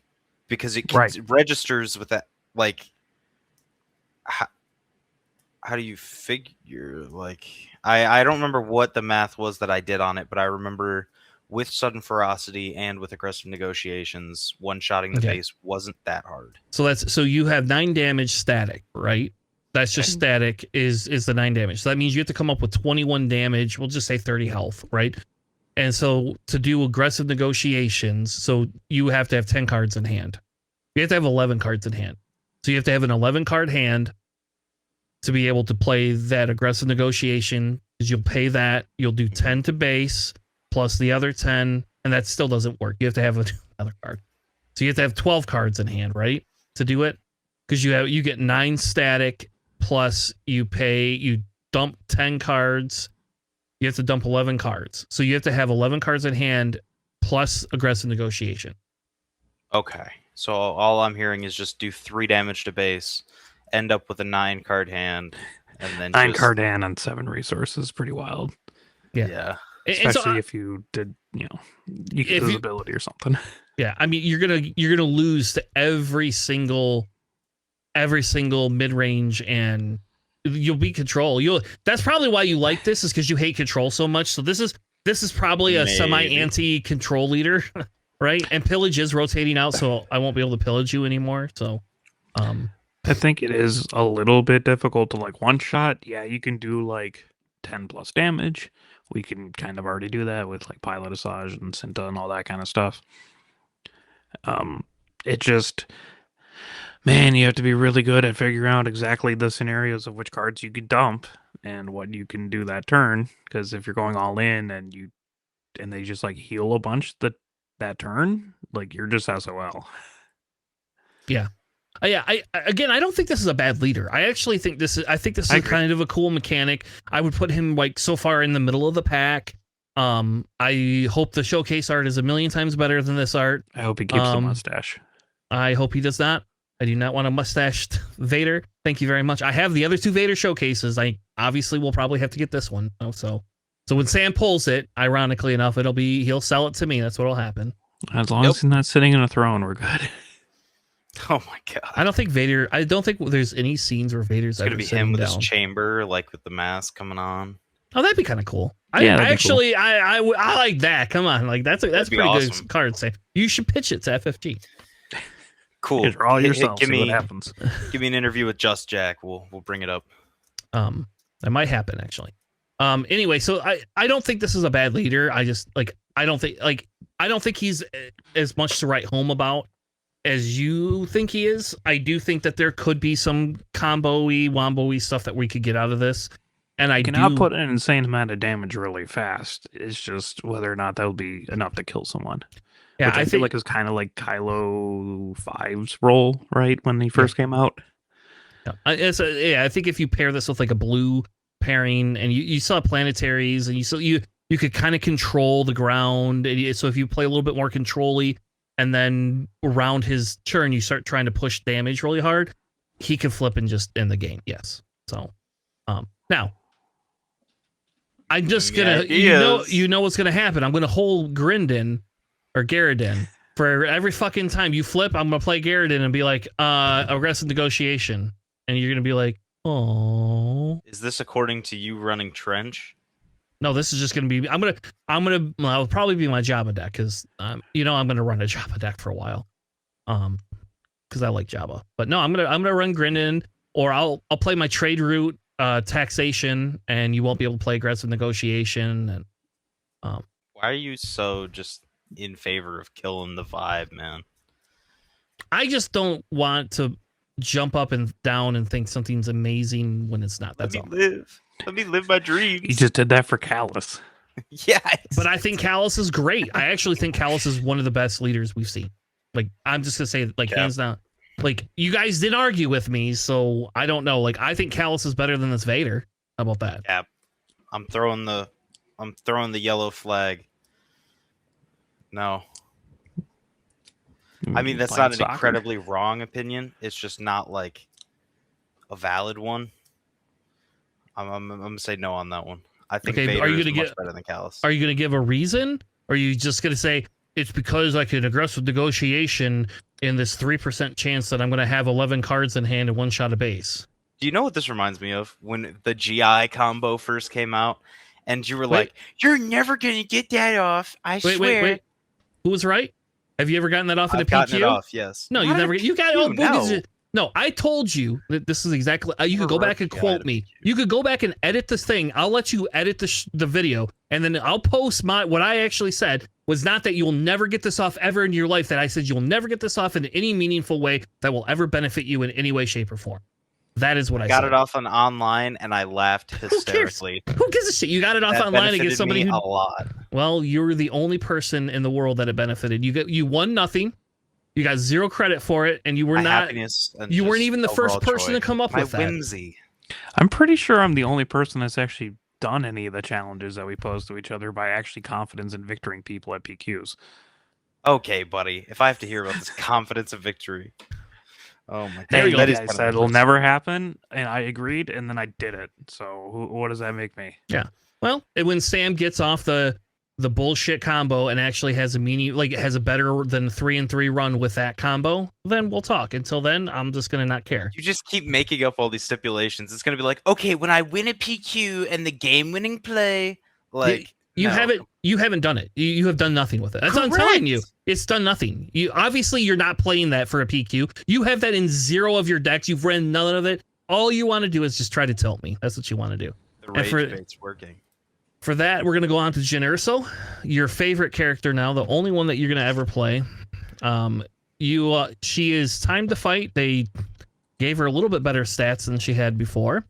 You spend 1 if a friendly rebel unit was defeated this phase. Search the top 3 cards of your deck for a resource and draw it. So you have to have. She actually has like less stats because she's a 4/7, but also she comes out on 5 instead of 6 and has a useful ability. Yeah, well, her ability is a million times better than it ever was before. When she flips, like Alex said, it's a 5 resources on attack. If a friendly rebel unit was defeated this phase, search the top 3 cards of your deck and draw it, which is actually, I think, pretty good. For her, especially because we are getting quite a few rebels so far that I've seen. So I don't think the rebel synergy. I think the rebel ambush synergy is going down, but I don't think rebel synergy is kind of going away. At least not this set. So I'm not super sold on the spend a resource to draw a card, but I also don't hate that. I don't hate this card. I think this is kind of like right in the middle. And if we get a lot of really amazing rebels, then I don't know, like. Fine. I feel like Bale's ability better to pick it up from my resources than draw it from my deck. True. But it can be useful. Like, I mean, digging deep in your deck typically is good, even though not a lot of people played that R2D2. yellow outside of like using it for a discard mechanic specifically or 2/4 stat line. But I think it's fine. I kind of wish she would do something a little bit more on her flip turn, other than just like a 3/6. I guess I'll just draw a card, which is nice. You can double trigger it on the turn, right, and draw 2. Yeah, it'd be a lot before she deploys. I would like it a lot better if it said draw. If a rebel unit died before she flips, draw a card, and then on attack, draw a card, so that way you could almost get 3 cards out of that turn. I think that would be really good. I'd be fine if she just had raid 1. That's kind of all I want. Okay. Sure. I don't know about that, but I just want her to kill like a 2-drop, right? Sure. Yeah. Because like I'm probably trading a fair bit of my units in. If my rebel units are dying, right, and I'm paying to draw, so I'm playing under curve where my units are dying more, so that kind of natural. I wish she would just attack for a little bit more so I can kind of stabilize the board state a little bit. Yeah, I think there is going to be a little bit. I think there will be some synergy with some of the units that they want Hera to play, right, with her, because they are rebel, and you can put her in a kind of like a blue-red shell, I think. And I mean, there you go, Sam. This is the leader you could use to get like aggressive negotiations to some extent off of. Like, she does decently better, I think, at that because she's able to draw all these extra cards. So I don't know. I don't hate it. I don't love it. I don't think it's like my favorite card, but I actually don't think this is a bad leader. Yeah, I don't like. She's got the one thing. She's just a rebel. That's it. There's no other like. Well, what else would she be? I don't know. I mean, well, there's lots of Cassians that got other keywords, doesn't he? He's not just a rebel. I think he's just rebel. Is he? He is just rebel. I don't know. Give her other keywords. One Cassian, at least. You know, it'd be really cool if she was a saboteur. There you go. Maybe that would make me feel better if she was a saboteur. Oh, then she'd be her set 1. Color. Yeah. Yeah, give me a blue saboteur. Kind of like that. Oh, Cassian's not even rebel in this set. He's fringe. So it doesn't even work with the blue Cassian that, you would think naturally would work. All right. Well, the last leader that we have is Director Krennic, Alex's new favorite. Yeah, you stand here amongst my achievement. Hold on. Pretty cool. You gotta cross your arms though. My arms are actually crossed. Yep, there we go. All right. Now go ahead and tell him. Go ahead. Tell us what it is. Yeah, so it's Director Krennic. He's an Imperial official, which probably shouldn't surprise any of you guys. He is rare. He's a green villainy. As an action, you can exhaust him and defeat a friendly unit to create a credit token. Sort of like Palpatine, but not, because I want the card draw and the damage more so than the credit token. But I kind of like that ability. I like killing my own stuff for benefit. I think that's just an interesting game design. He flips on 7. He's a 4/9, and when deployed, another friendly unit deals damage equal to its power to an enemy unit. So, have a red Devastator out, and then deploy him a turn later, and then just do 9 damage to something. I do like that actually quite a bit. I actually think this flip turn's really good. Yeah, I just don't know when you flip him out on 7. Yeah. I feel like you might flip. Well, I guess you do create credit tokens, so you might have dropped some big stuff later on. You could have like an 11/11 or something, right? And just blow something up. It's interesting. Krennic unit. Yeah. Yeah. I love Krennic unit. It's the best bomb. Probably not. Depending, I was going to say, probably not, depending on how you build your deck. If you're going for like control stuff, you're not going to have enough units to draw off the Krennic to be worth playing. Sure. But if you're playing more unit-based mid-range stuff, that's fine. Because this feels like you need like ambushy units or units that kind of can trade up and that don't die, like something that can kill something, not die, so then that way you can kill it to create a credit for it. Sure. So it's like a free discount. Cohort, that'd be fantastic. Sure. Yeah. Right, like where it's just like, well, it swings for 4, it has 4 health, it typically lives, and you can kill it. Yeah. I think that's where his sweet spot will be. We'll see what cards we get like with him, but I how about this? The only reason I'm not super ecstatic about it is because like the cards that I would want to kill that I would normally play are being taken away. But you can play it in Eternal. Do you want to kill a super laser tech ramp and then get a credit? Yeah, yes, 100. Oh, I 100% would love to do that. That would be the best thing in the world. I will happily play that. But okay, think about Legacy Run with him. Like, you know how Thrawn can double tap it? Well, Mm-hmm. he's just another guy that you can use Legacy Run. You could sneak attack this thing in, do 3 damage to base, kill it. You don't even need to sneak attack it in. You can just play it and kill it. Sure, but then I get 3 extra damage out of it. True, but sneak attack's rotating. Oh, it is, isn't it? Yeah. So I guess we don't have sneak attack. So you just play Legacy Run. Just play Legacy Run to blow something up. Yeah, which is like that's actually fair, right? To some extent, like, it's a 5 cost, do 6 damage wherever you want.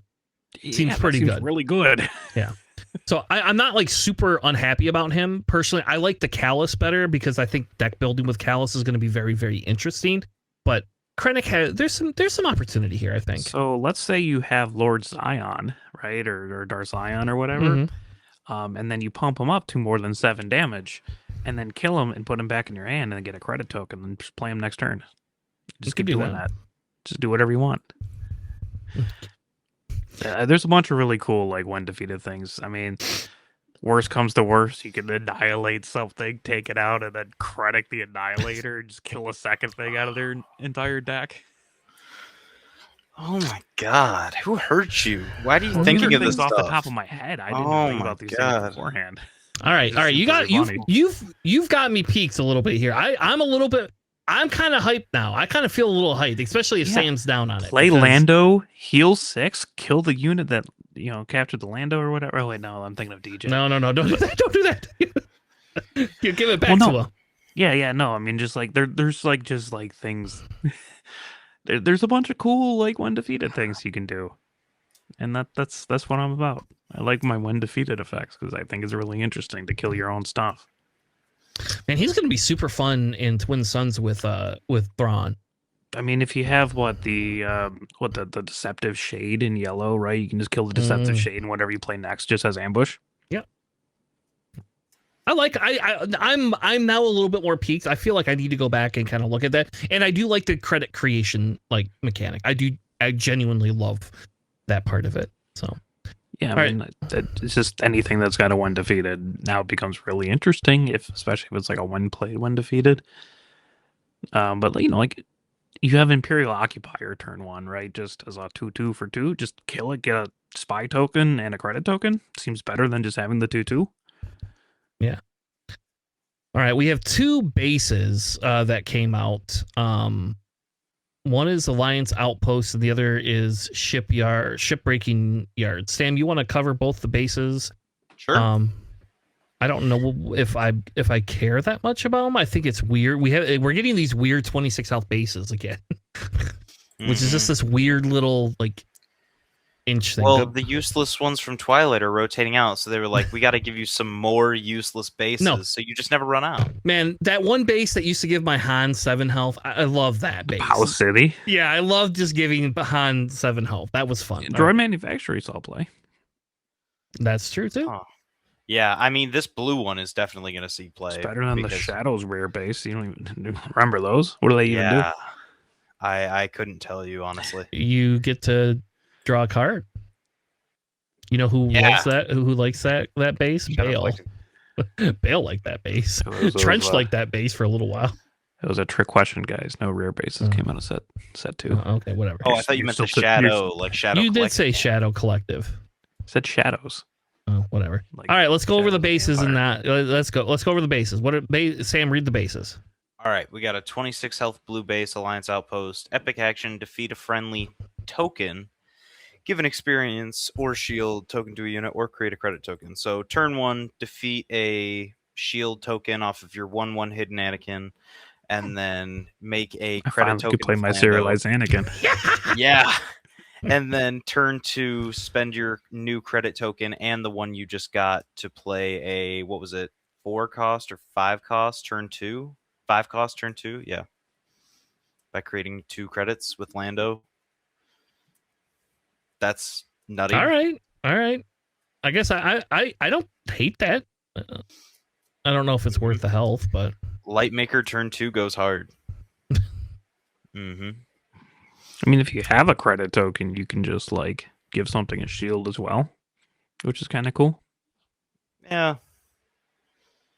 I mean, it's like a security complex, but you can like do it for your leader. Yeah, but it's just weird. It's like defeat a token, make a new token. Yeah, I don't mind killing a credit token to give my leader a shield. Sure. I think that's pretty reasonable. I don't care if I kill a spy. I can do it to them. Mm-hmm. TIE fighter. It's true. Don't you want to kill a TIE fighter, Tanner? To Yes, give I do. A shield? Yes, I do. Then what are you? Why are you playing blue?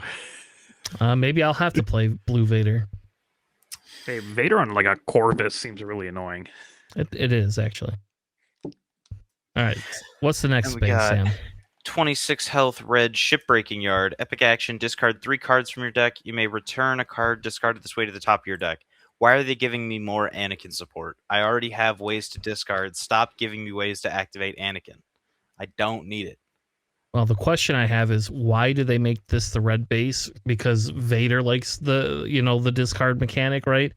But yeah, now I'm not going to play double red Vader because what double red are we going to even have left over to make it worth it? But also, it's from your deck, not from your hand, so you don't get like super benefit. Yeah, you just like draw a card, right, of your choosing, and discard two. It's essentially like flipping Trench. Yeah, that's what it basically is. Ooh, so does that mean if we play this with Trench, we get 6 cards? I mean, yeah, or whatever, but 7. Like this isn't when he deploys, but also like we're playing red. Red yellow Trench seem particularly great. Who knows? We don't know, man. It might be really good next set. We don't know with next set, so go ahead. The last 2 things I had was just like I posted them. They're here for you. It's more just for your information. They're showing us what comes in the packs, and it was kind of funny because I think they showed us this, but they did not release some of these cards yet. But they're in here now. You can kind of look through them. I think they released all the cards that were in here when they revealed this. It was okay, like just the stack of the not particularly impressive ones, as you'd expect out of like a spotlight deck. Yeah. So like we're not gonna go through these, but I just thought it would be fun. I'm putting it on here. It's just for more information for you guys. You can scan the QR code, blah blah blah, whatever. So. Yeah, and it's worth noting that like they do have, both of them have 4 like cards, not literally 4 of them, like 4 different kind of cards that are from previous sets. Like Leia has Mon Mothma. Yeah, and Phoenix Jabba has Garindans and stuff. So. Yeah, Phoenix Squadron A, right? So it's coming back in Leia. So isn't that the red one? No. Oh, that's the green one. Yep. No, the one you're thinking of, the red one, is called Green Squadron A-Wing. Mm-hmm. Yeah, because they were super smart and made that red. Yeah. It's the more famous one. That's why. It's like Blue Leader. Yeah. Yeah. Or Green Leader, but we don't have that. All right. At least Red 5's red. Let's move on. We're going to talk a little bit. We're probably only going to cover a few of the legendaries that we got, but we got some legendaries. I don't know what they are. Like, I haven't gone through all of the legendaries, but we do have some legendaries that we have. Alex, we have a new Chewbacca baby. He's a multicolored Chewbacca. Come on, talk to us about your favorite. Only Chewie. Because I know you're going to talk about the Lightbringer or the Lawbringer, so I'll talk about Chewbacca. I know Sam wants Luke, so I get the most broken card in the game then. Yeah, Chewbacca, Mighty Rescuer. He's a 4/4 for 4. Green and blue and heroic. Still a Wookiee, but a rebel. He has Overwhelm. Tracks. Also, his ability is pretty good. When an attack ends, if the defending unit was defeated, give an experience token to this unit and heal 3 damage from it. Yeah, that seems pretty good. Yeah. Now, he only has 4 health, but still. Yeah, I mean, just don't swing into something with 4 when you play him next turn, right? Anything 3 and under, you just kill, and then you get bigger. Yeah, can you imagine like being able to you kill a spy, get a token, kill a spy, get a token, like so good. I mean, you can kill like JTL Luke and be totally fine, like turn after turn, basically, right? Anything that's a 3, you can, I don't know, after like Octobogto might be a little bit risky with a couple experience tokens, but like, you know, you can escalate from there. We'll see how effective it is. It's nice, like, stick around. Sure. It seems pretty easy to like interrupt, I guess. He feels like he's a unit that becomes like a sentinel type thing that we have to kill. We have to kill this unit because otherwise he's just gonna escalate. Yeah, and these seems fine for clearing out, the little guys, which is it's nice for Chewbacca, especially with the overwhelm. So when you take out the spy tokens, you do a fair bit of damage. Yeah, I mean, think about it. We got to let the Wookiee win, so they're giving him the easy path. Yeah, joke's on you. Let the Wookiee win rotates out. Right? Or is it in JTL? Yeah, no, we rotate, though. It's gone. Yeah, it was in Shadows. Okay, that's what I thought. All right. Sam, tell us about Luke Skywalker. I don't know if I believe he's broken, but let's talk about him. Very broken. We got a 7-cost red-yellow hero, Luke. He is a 9/7 Force Jedi Rebel, and just like Thrawn, he's got the win plate. If an opponent chooses one, they create a credit token, ready this unit, or you may deal 5 damage to a unit. So it's either blow up your Sentinel and I swing face next turn, or I swing into your Sentinel now and swing face again next turn after becoming ready. Why do you think he's broken, though? Like, I don't think he's a bad unit. Like, don't get me wrong. Like, I actually don't think he's a bad legendary, but I don't know why you think he's broken, I guess. If you use credits on him at all and reduce him at all, there, I don't think, is an amazing way, other than No Glory, the new get out of jail free card, to just blow up spot removal units. There's retaliation, but you need to attack base with that first. There's a bunch of capture mechanics. Sure, but aren't most of those rotating other than like the 2 that just got printed from last set? I mean, like, take captive is, but... And then we got charged with corruption. Charged with corruption, yeah. Oh, you can ready the Luke. I'll just charge with corruption him. Thanks for the credit token. Or I'll arrest him. There you go. Okay, sure. What are you going to do about the 9/7 next turn? I'll worry about it next turn. Whatever. Arrest him again? Sure, but that's like me going, I have power of the dark side. I have power of the dark side again. Like, it's just like that's real control the best statted unit on laser blasts. Oh my god. It's true. Yeah, I have a question. Yes. If I play Luke and Twin Sons, Tanner, I choose you as an opponent, and you say, yeah, just deal 5 damage. Can I just do 5 damage to Sam's unit? Yes. 100% yes. Seems kind of weird, isn't it? Yes, they obviously did not think of this for Twin Sons. Somebody's not thinking, because like you should not be able to do that in any way, shape, or form. It should say you deal 5 damage to the chosen opponent's unit. That's what it should say. To that opponent's unit. Yeah. But in fairness, this does open up. You could do damage to something that has grit. Like you could, what if you have a Chewbacca on not this Chewbacca, but what if you have the other Chewbacca from set 4? If you have Lando, who has grit. Orlando that has grit. Yeah, like you could do damage to yourself. So I do like the fact, like, I think that makes this card a tiny bit better just because it does leave that open. But yes, and it's a maze, so you don't have to hit him, right? Yeah. Either if your opponent doesn't have units. Yes, because and like that, against a control, this is not as scary as like other things. But I still think, I don't know. I do agree it is something you can reduce cost, and it is a 9/7. That's pretty big. We don't see that very often. So, but if you play it on curve, the one question I ask is like, do I care super much about the 5 damage? I guess you get to choose it. So like you could hit my worst thing. It's just if I'm at 7 resources,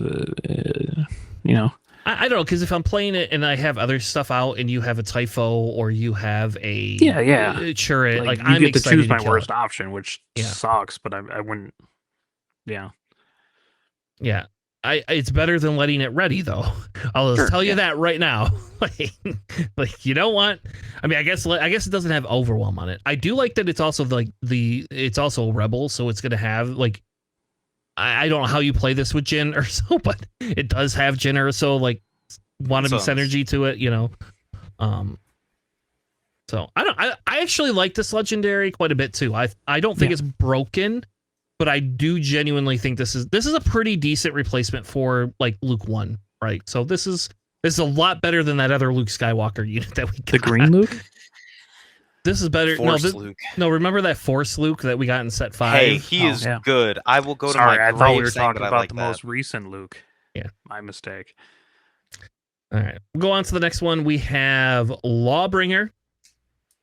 I'm not as excited about this as I want to be, but I do genuinely think this is actually really good. This is like my Snoke replacement, except for they gave it 1 more health and it's in space. And it does it like and worse.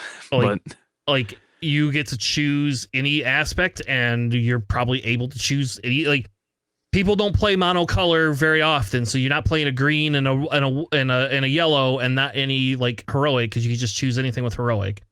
I like the fact that it gives every enemy unit that with that aspect -2 for this phase. Probably say what it does.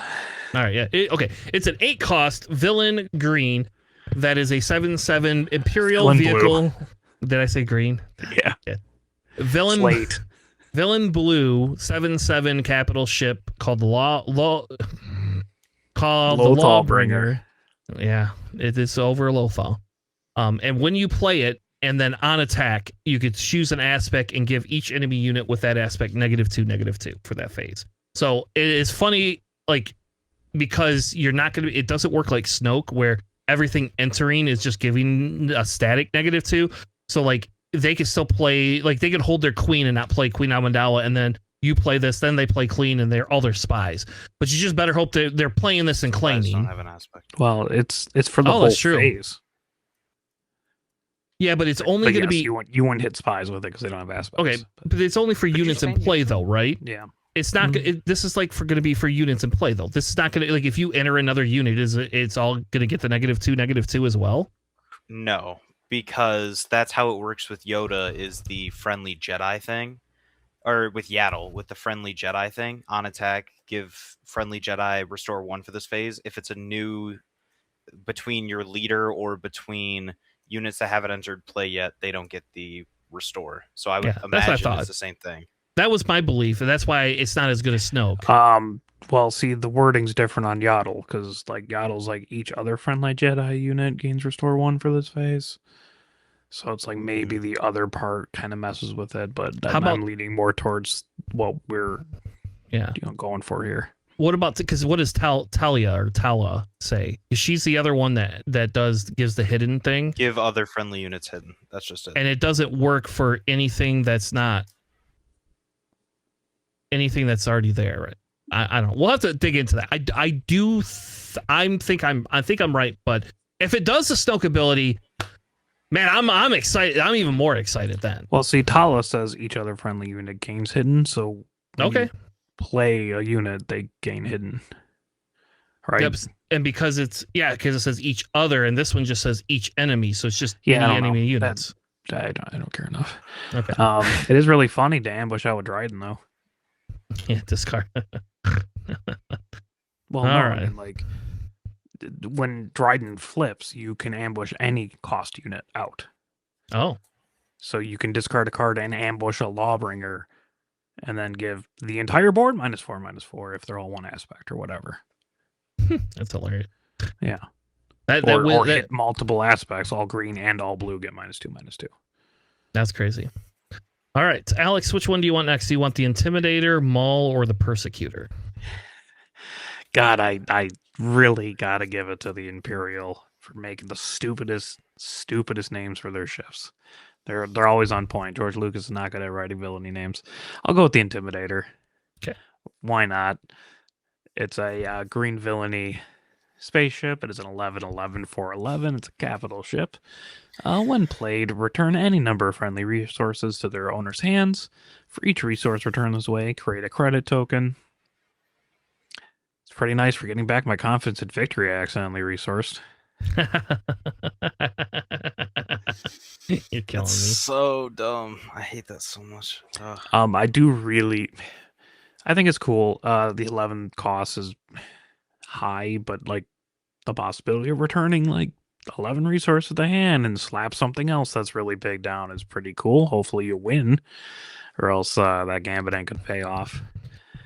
But I do like the ability just to get resources back into your hand that you've resourced, and I think that's far more important in my head than just like playing something else huge that turn.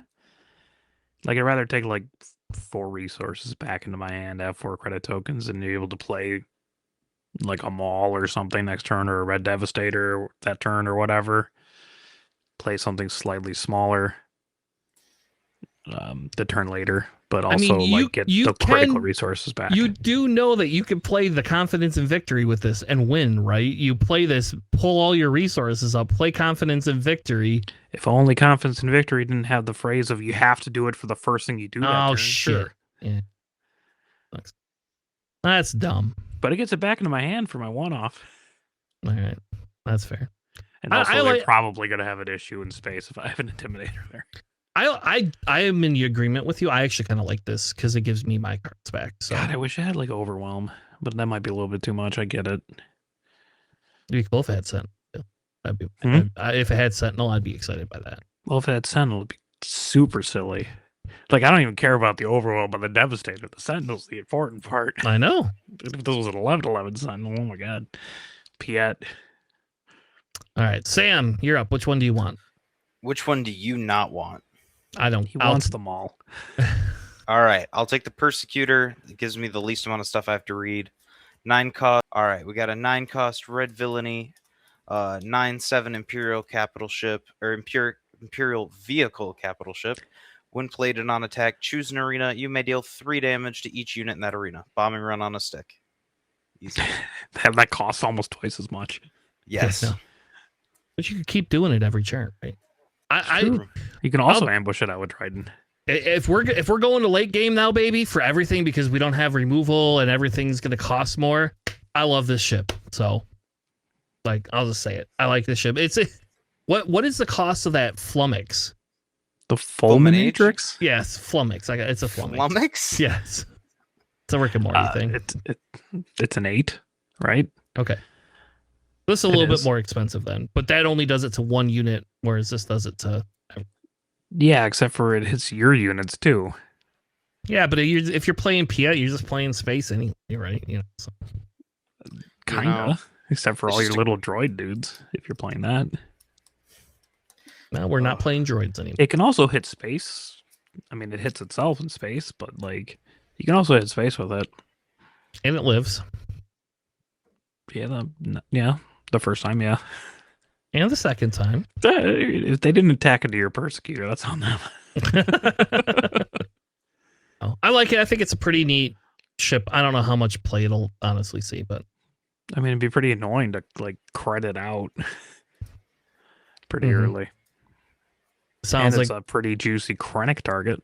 Yeah, and we could bring it in for control because it'll just be able to be out there like a control because I'll play it early and not have nothing else on the board but that. I like it. All right, the next one we have is Maul. He is a master of the Shadow Collective. He is a 7-cost green-red villainy. He is a 6/8 force and underworld with an amazing art. I love the art on this one with mechanical legs. He's got mechanical legs. I love Maul. Maul's one of my favorite characters. He has Overwhelm. When the attack ends, if this unit dealt combat damage to a player's base, you may take control of a non-leader unit that player controls. When this unit leaves play, that unit's owner takes control of that unit. Does that mean they get to replay the unit? No, they just get it back. Yep. So like this is like Pelp, except for it's a unit for me to play. Which means it can die and they get it back. Yeah. It would be pretty cool if you just spend nothing to kill their unit you just captured and get a credit token out of it. Yeah, because you have Krennic. Yeah. Uh-huh. Yes, I know. All right, screw you. You're making Krennic sound like the new Pelp. That's what I'm hearing. I'm getting new Pelp vibes. He is.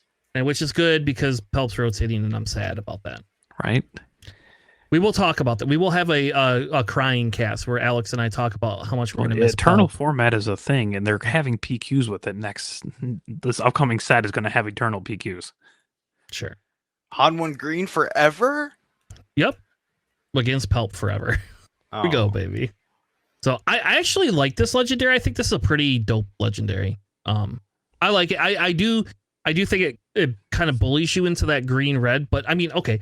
I could play this for 8 with with Krennic, or not Krennic, Callus. So I'm not super upset by it. I wish it had ambush though. That's what I wish. I wish this damn thing had ambush. I do like how it has overwhelm, so you will just do combat damage to that player's base if they have less than 6 health and they're like a sentinel or something. Yep. Glad they thought that one through. We have a new Darth Maul's lightsaber, right? That can go on it, that doesn't rotate, so that might be cool. It gives them overwhelm again. Well, we have 3 legendaries left. One of them is amazing. The other 2 are really good too, but the one is the best card, other than it's blue-red. But other than that, it's the best card in the world. I love this card. I'm very happy it exists. And I'll be talking about it. Yep, go ahead. Because I gave you guys the other ones you guys wanted. Tell us, what is Sam's new most hated card of the set? Let me tell you about Ray, but not really. So the single reactor edition's pretty fun. It's a blue-red villainy card. It's a super laser blast, even though you're only using 1 reactor. I don't understand how that works.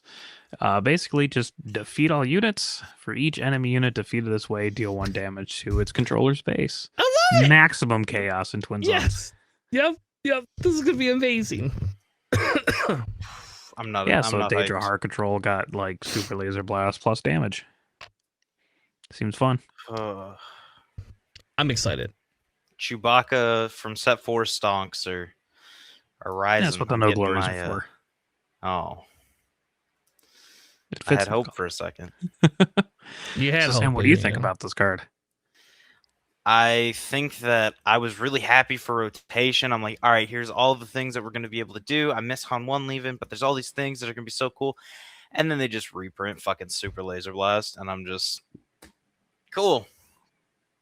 If I get Power of the Dark Side too, like, just so you know, like, get Power of the Dark Side too, I'm selling my Swoo collection and just going full into Riftbound, because I will be so pissy if my stuff gets all rotated and you're just like, here's some new cool stuff that's even better than before. 2 power, 2 dark side, baby. Hey Alex, you want to know a funny thing? In Riftbound next set, there is a leader that plays all events. It can create my favorite leader unit too. tokens. It could create unit tokens, but other than that, the whole deck is nothing but events that wipe the other person out. That's it. And that's so annoying. That's the deck I'm playing. Just so you know, like, I've already got it. Like, I the deck possibly care less. You should care. Riftbound. I know you don't care about Riftbound. I don't care. But you should care that I'm going to annoy Sam with 2 games now playing Heart Control. That's what you should be excited about. And if we get Heart Control, and if we get Sam into Magic, then there'll be 3 games, because in Magic I like to play the Heart Control piece too. So cool. So I'm never playing Magic with you. I'll sell the pre-con that I have for my college stuff. Like, not a chance. Play X-Wing, where I play Heart Control. Oh my god. Alex doesn't play Heart Control in X-Wing. There's no Heart Control in X-Wing. Well, how do you even do that? Is functionally Heart Control. I'm passing out red tokens everywhere. Pass out red tokens everywhere. That is true. And now we have everything unlocked. So I wish JJ was here. I wish, because you know whose team won? NCX League. Not his. It was my team, baby. We took the championship down. It was not him. So all right, let's move on though. I really want to finish these 2 because I actually really like these 2 units. So Sam, which one do you want? Oh, I'll take Ben, the bad one. I'll take the 9-cost red hero Ben Solo, an 8/8 force who is hidden, and when played and when defeated, ready another friendly unit. It can't be attacked this phase. It feels like they were like, you know what we need to do? We have set 2 Kylo and Rey rotating out. We need to make something that is not good at all, but literally just so we can say that we have the Rey Kylo synergy. Like, the only reason we're printing these cards at all is just so we can say we have it. And it's like the Rey seems good, but the Kylo is just like, sure. Like, why do you not like the Kylo? I'm confused. How are you winning with this Kylo at all compared to the other legendaries in the same colors that we've already have? Like, Kylo just seems like a little smack in the face with all the other good legendaries that are better statted, better cost, better not abilities. Like, this is a really good ability, but on 9 resources, like, you're playing this to ready something that's probably already attacking and is already going to be a closer and a bomb. it's like, no, this is not gonna work. This is not ever gonna be played the way they want it to be played. Like card is gonna be dead in the water 2 weeks after the set hits.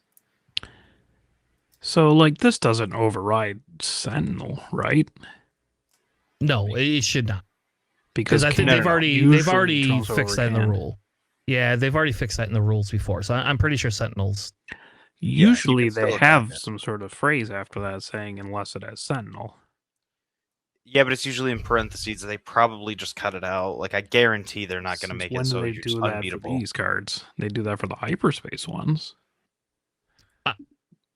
So if we subtract that piece of it, so I know what you're trying to get at, Alex. Like if we subtract that piece of it, let's pretend like it is. Oh no, I'm assuming it doesn't work that Yeah. way. I'm 90% sure as well that But it don't doesn't. have a thing saying it doesn't. I believe I believe I had something. I believe that there's a rule that There's a rule in the rules themselves saying abilities this unit has or gains can't prevent this unit from being attacked. yes. I was sure it doesn't work that way, but I had to make sure if that was a thing. Yeah. I don't see why this is a bad unit though. Because we're going to be discounting really things. Okay. But you're discounting it. So I'm going to discount. Do I care if my opponent like can't attack my one guy? But probably not another giant bomb. It's more like I'm readying that unit. Yeah. Okay, but it's like, would you rather play? It's cool. Would you rather play the 9 or the 9/9 on 8 or the 8/8 on 9? Well, if I don't have green, yellow hero, I'm not playing that card. So what does yellow have to do with it? When they're green, white. Sorry. Lightsaber's yellow. Yeah, I don't think this card is as bad as you all think. I think this card, you're gonna get to ready a unit. You all. I said you didn't seem very excited by this card either. Either one of you. Okay. I think this is pretty good. I don't think it's as good as my Super Laser Blast, but man, SRI. Like if you play it on curve, right, you can ready up your 8-cost unit. So if you attack with an 8-cost unit first and it lives, does decent damage, then play the Ben Solo. Yeah, and you ready your Maul because you're running Callus. Sure. Yeah. I mean, and like you're going to be able to spend credit tokens to discount this guy. I don't think this is bad. I think you say that about literally every card. Sure, exactly. So, well, that's what I'm saying is like, I mean, you talked earlier about, having this Luke Skywalker, right? Yeah, he's probably a little bit better than Ben Solo.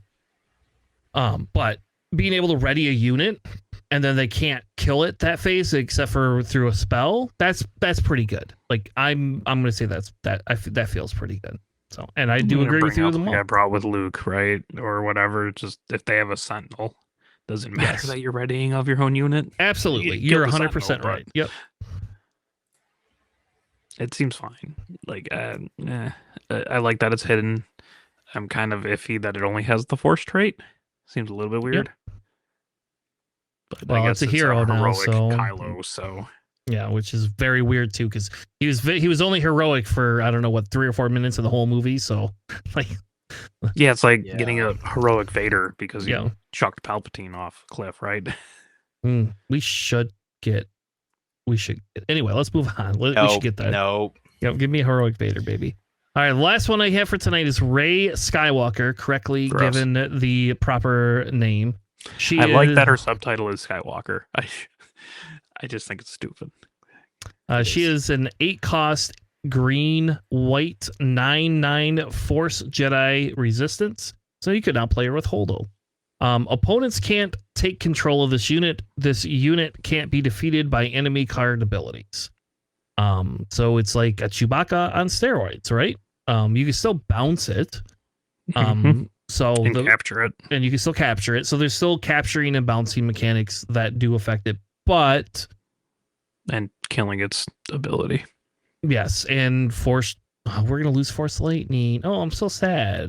We have exiled by the Force. All right, we'll use that then. But yeah, I don't think this card is like bonkers, but I do think this is pretty good. Being able to giving me a bigger. This is like, would you play this or Bo-Katan? Like, Bo-Katan. Yeah, so Bo-Katan's better, and that's not a legendary. Bo-Katan also costs one more. Sure. You know what I'm definitely playing? Legitimate thing. Not Ben Solo. I'm gonna laugh when that card blows up and you lose to it. Well, hey, look, Green Hero gets more support with Ray. Yeah, I know. Like they needed it. I'm sorry. Is the blue villainy player talking right now? Yeah, we're losing all of our support. Weren't you here for the segment where we went over the what leaders are on top? I'm pretty sure there's not very many blue villainy leaders in that mix there. I've had too many bad I'm actually going to scroll up. I want to see this. It was a Palpatine. Thank you. I won that argument there. I don't think Rey's actually bad. I do genuinely think Rey, especially because you could be able to discount her and different things like that, can possibly be good. And if we're going to go to more late game stuff, I like that she has a resistance trait too. Even though I don't think it'll matter. I have a Holdo showcase. So there you go. Holding out hope for the 2 or 3 people that play Holdo. Got it for incredibly cheap. So I don't know.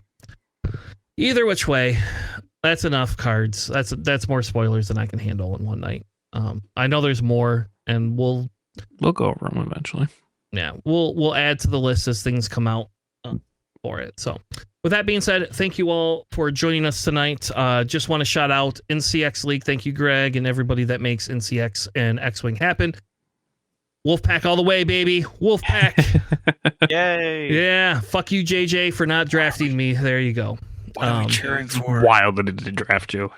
He didn't draft me. He claims he was going to draft me, but he passed me over for 2 picks. So he passed me over for 2 picks again. And I was just on his team in 3-1-2 league, and I went undefeated in that league. Now I didn't go undefeated this time. So this league's a little bit more, there's more competitive pieces to it and less random or more randomization. So it's not as easy to curate wins for me as it was in 3-1-2 league. 3-1-2 league, it's easy to curate wins, like, because you can pair factions together and scenarios. In Nickel City, you get randomized scenarios. So sure. I can't build a list for my scenario. I can't wait for the 451st overall pick, 13th round. We'll draft Alex out of retirement randomly. You gonna play this? You gonna play this season? Come on, play with us. Make JJ draft you and me together. Like, he's gonna have to give up his pick. They're gonna draft me and put me in like Empire. You can have Scum. No, stupid. No. If you told JJ you're playing, he actually might draft you his first or second pick to play Scum. Just so you know. There's not even anything good in Scum. Yes, there is. Scum is one of the best. Scum is one of the best factions right now. So, all right, let's not talk about X-Wing though. Maybe we'll do an X-Wing podcast before Worlds this year. I don't know. I am playing X-Wing, and I did find it fun. So I got to play. I can do Snapshot Tarani. You could do Snapshot Tarani still, baby. Not that good. All right. Anyway, thank you all for having us tonight. We'll see you later. Have a good night, and we'll see you on the flippity flop. Thanks for listening.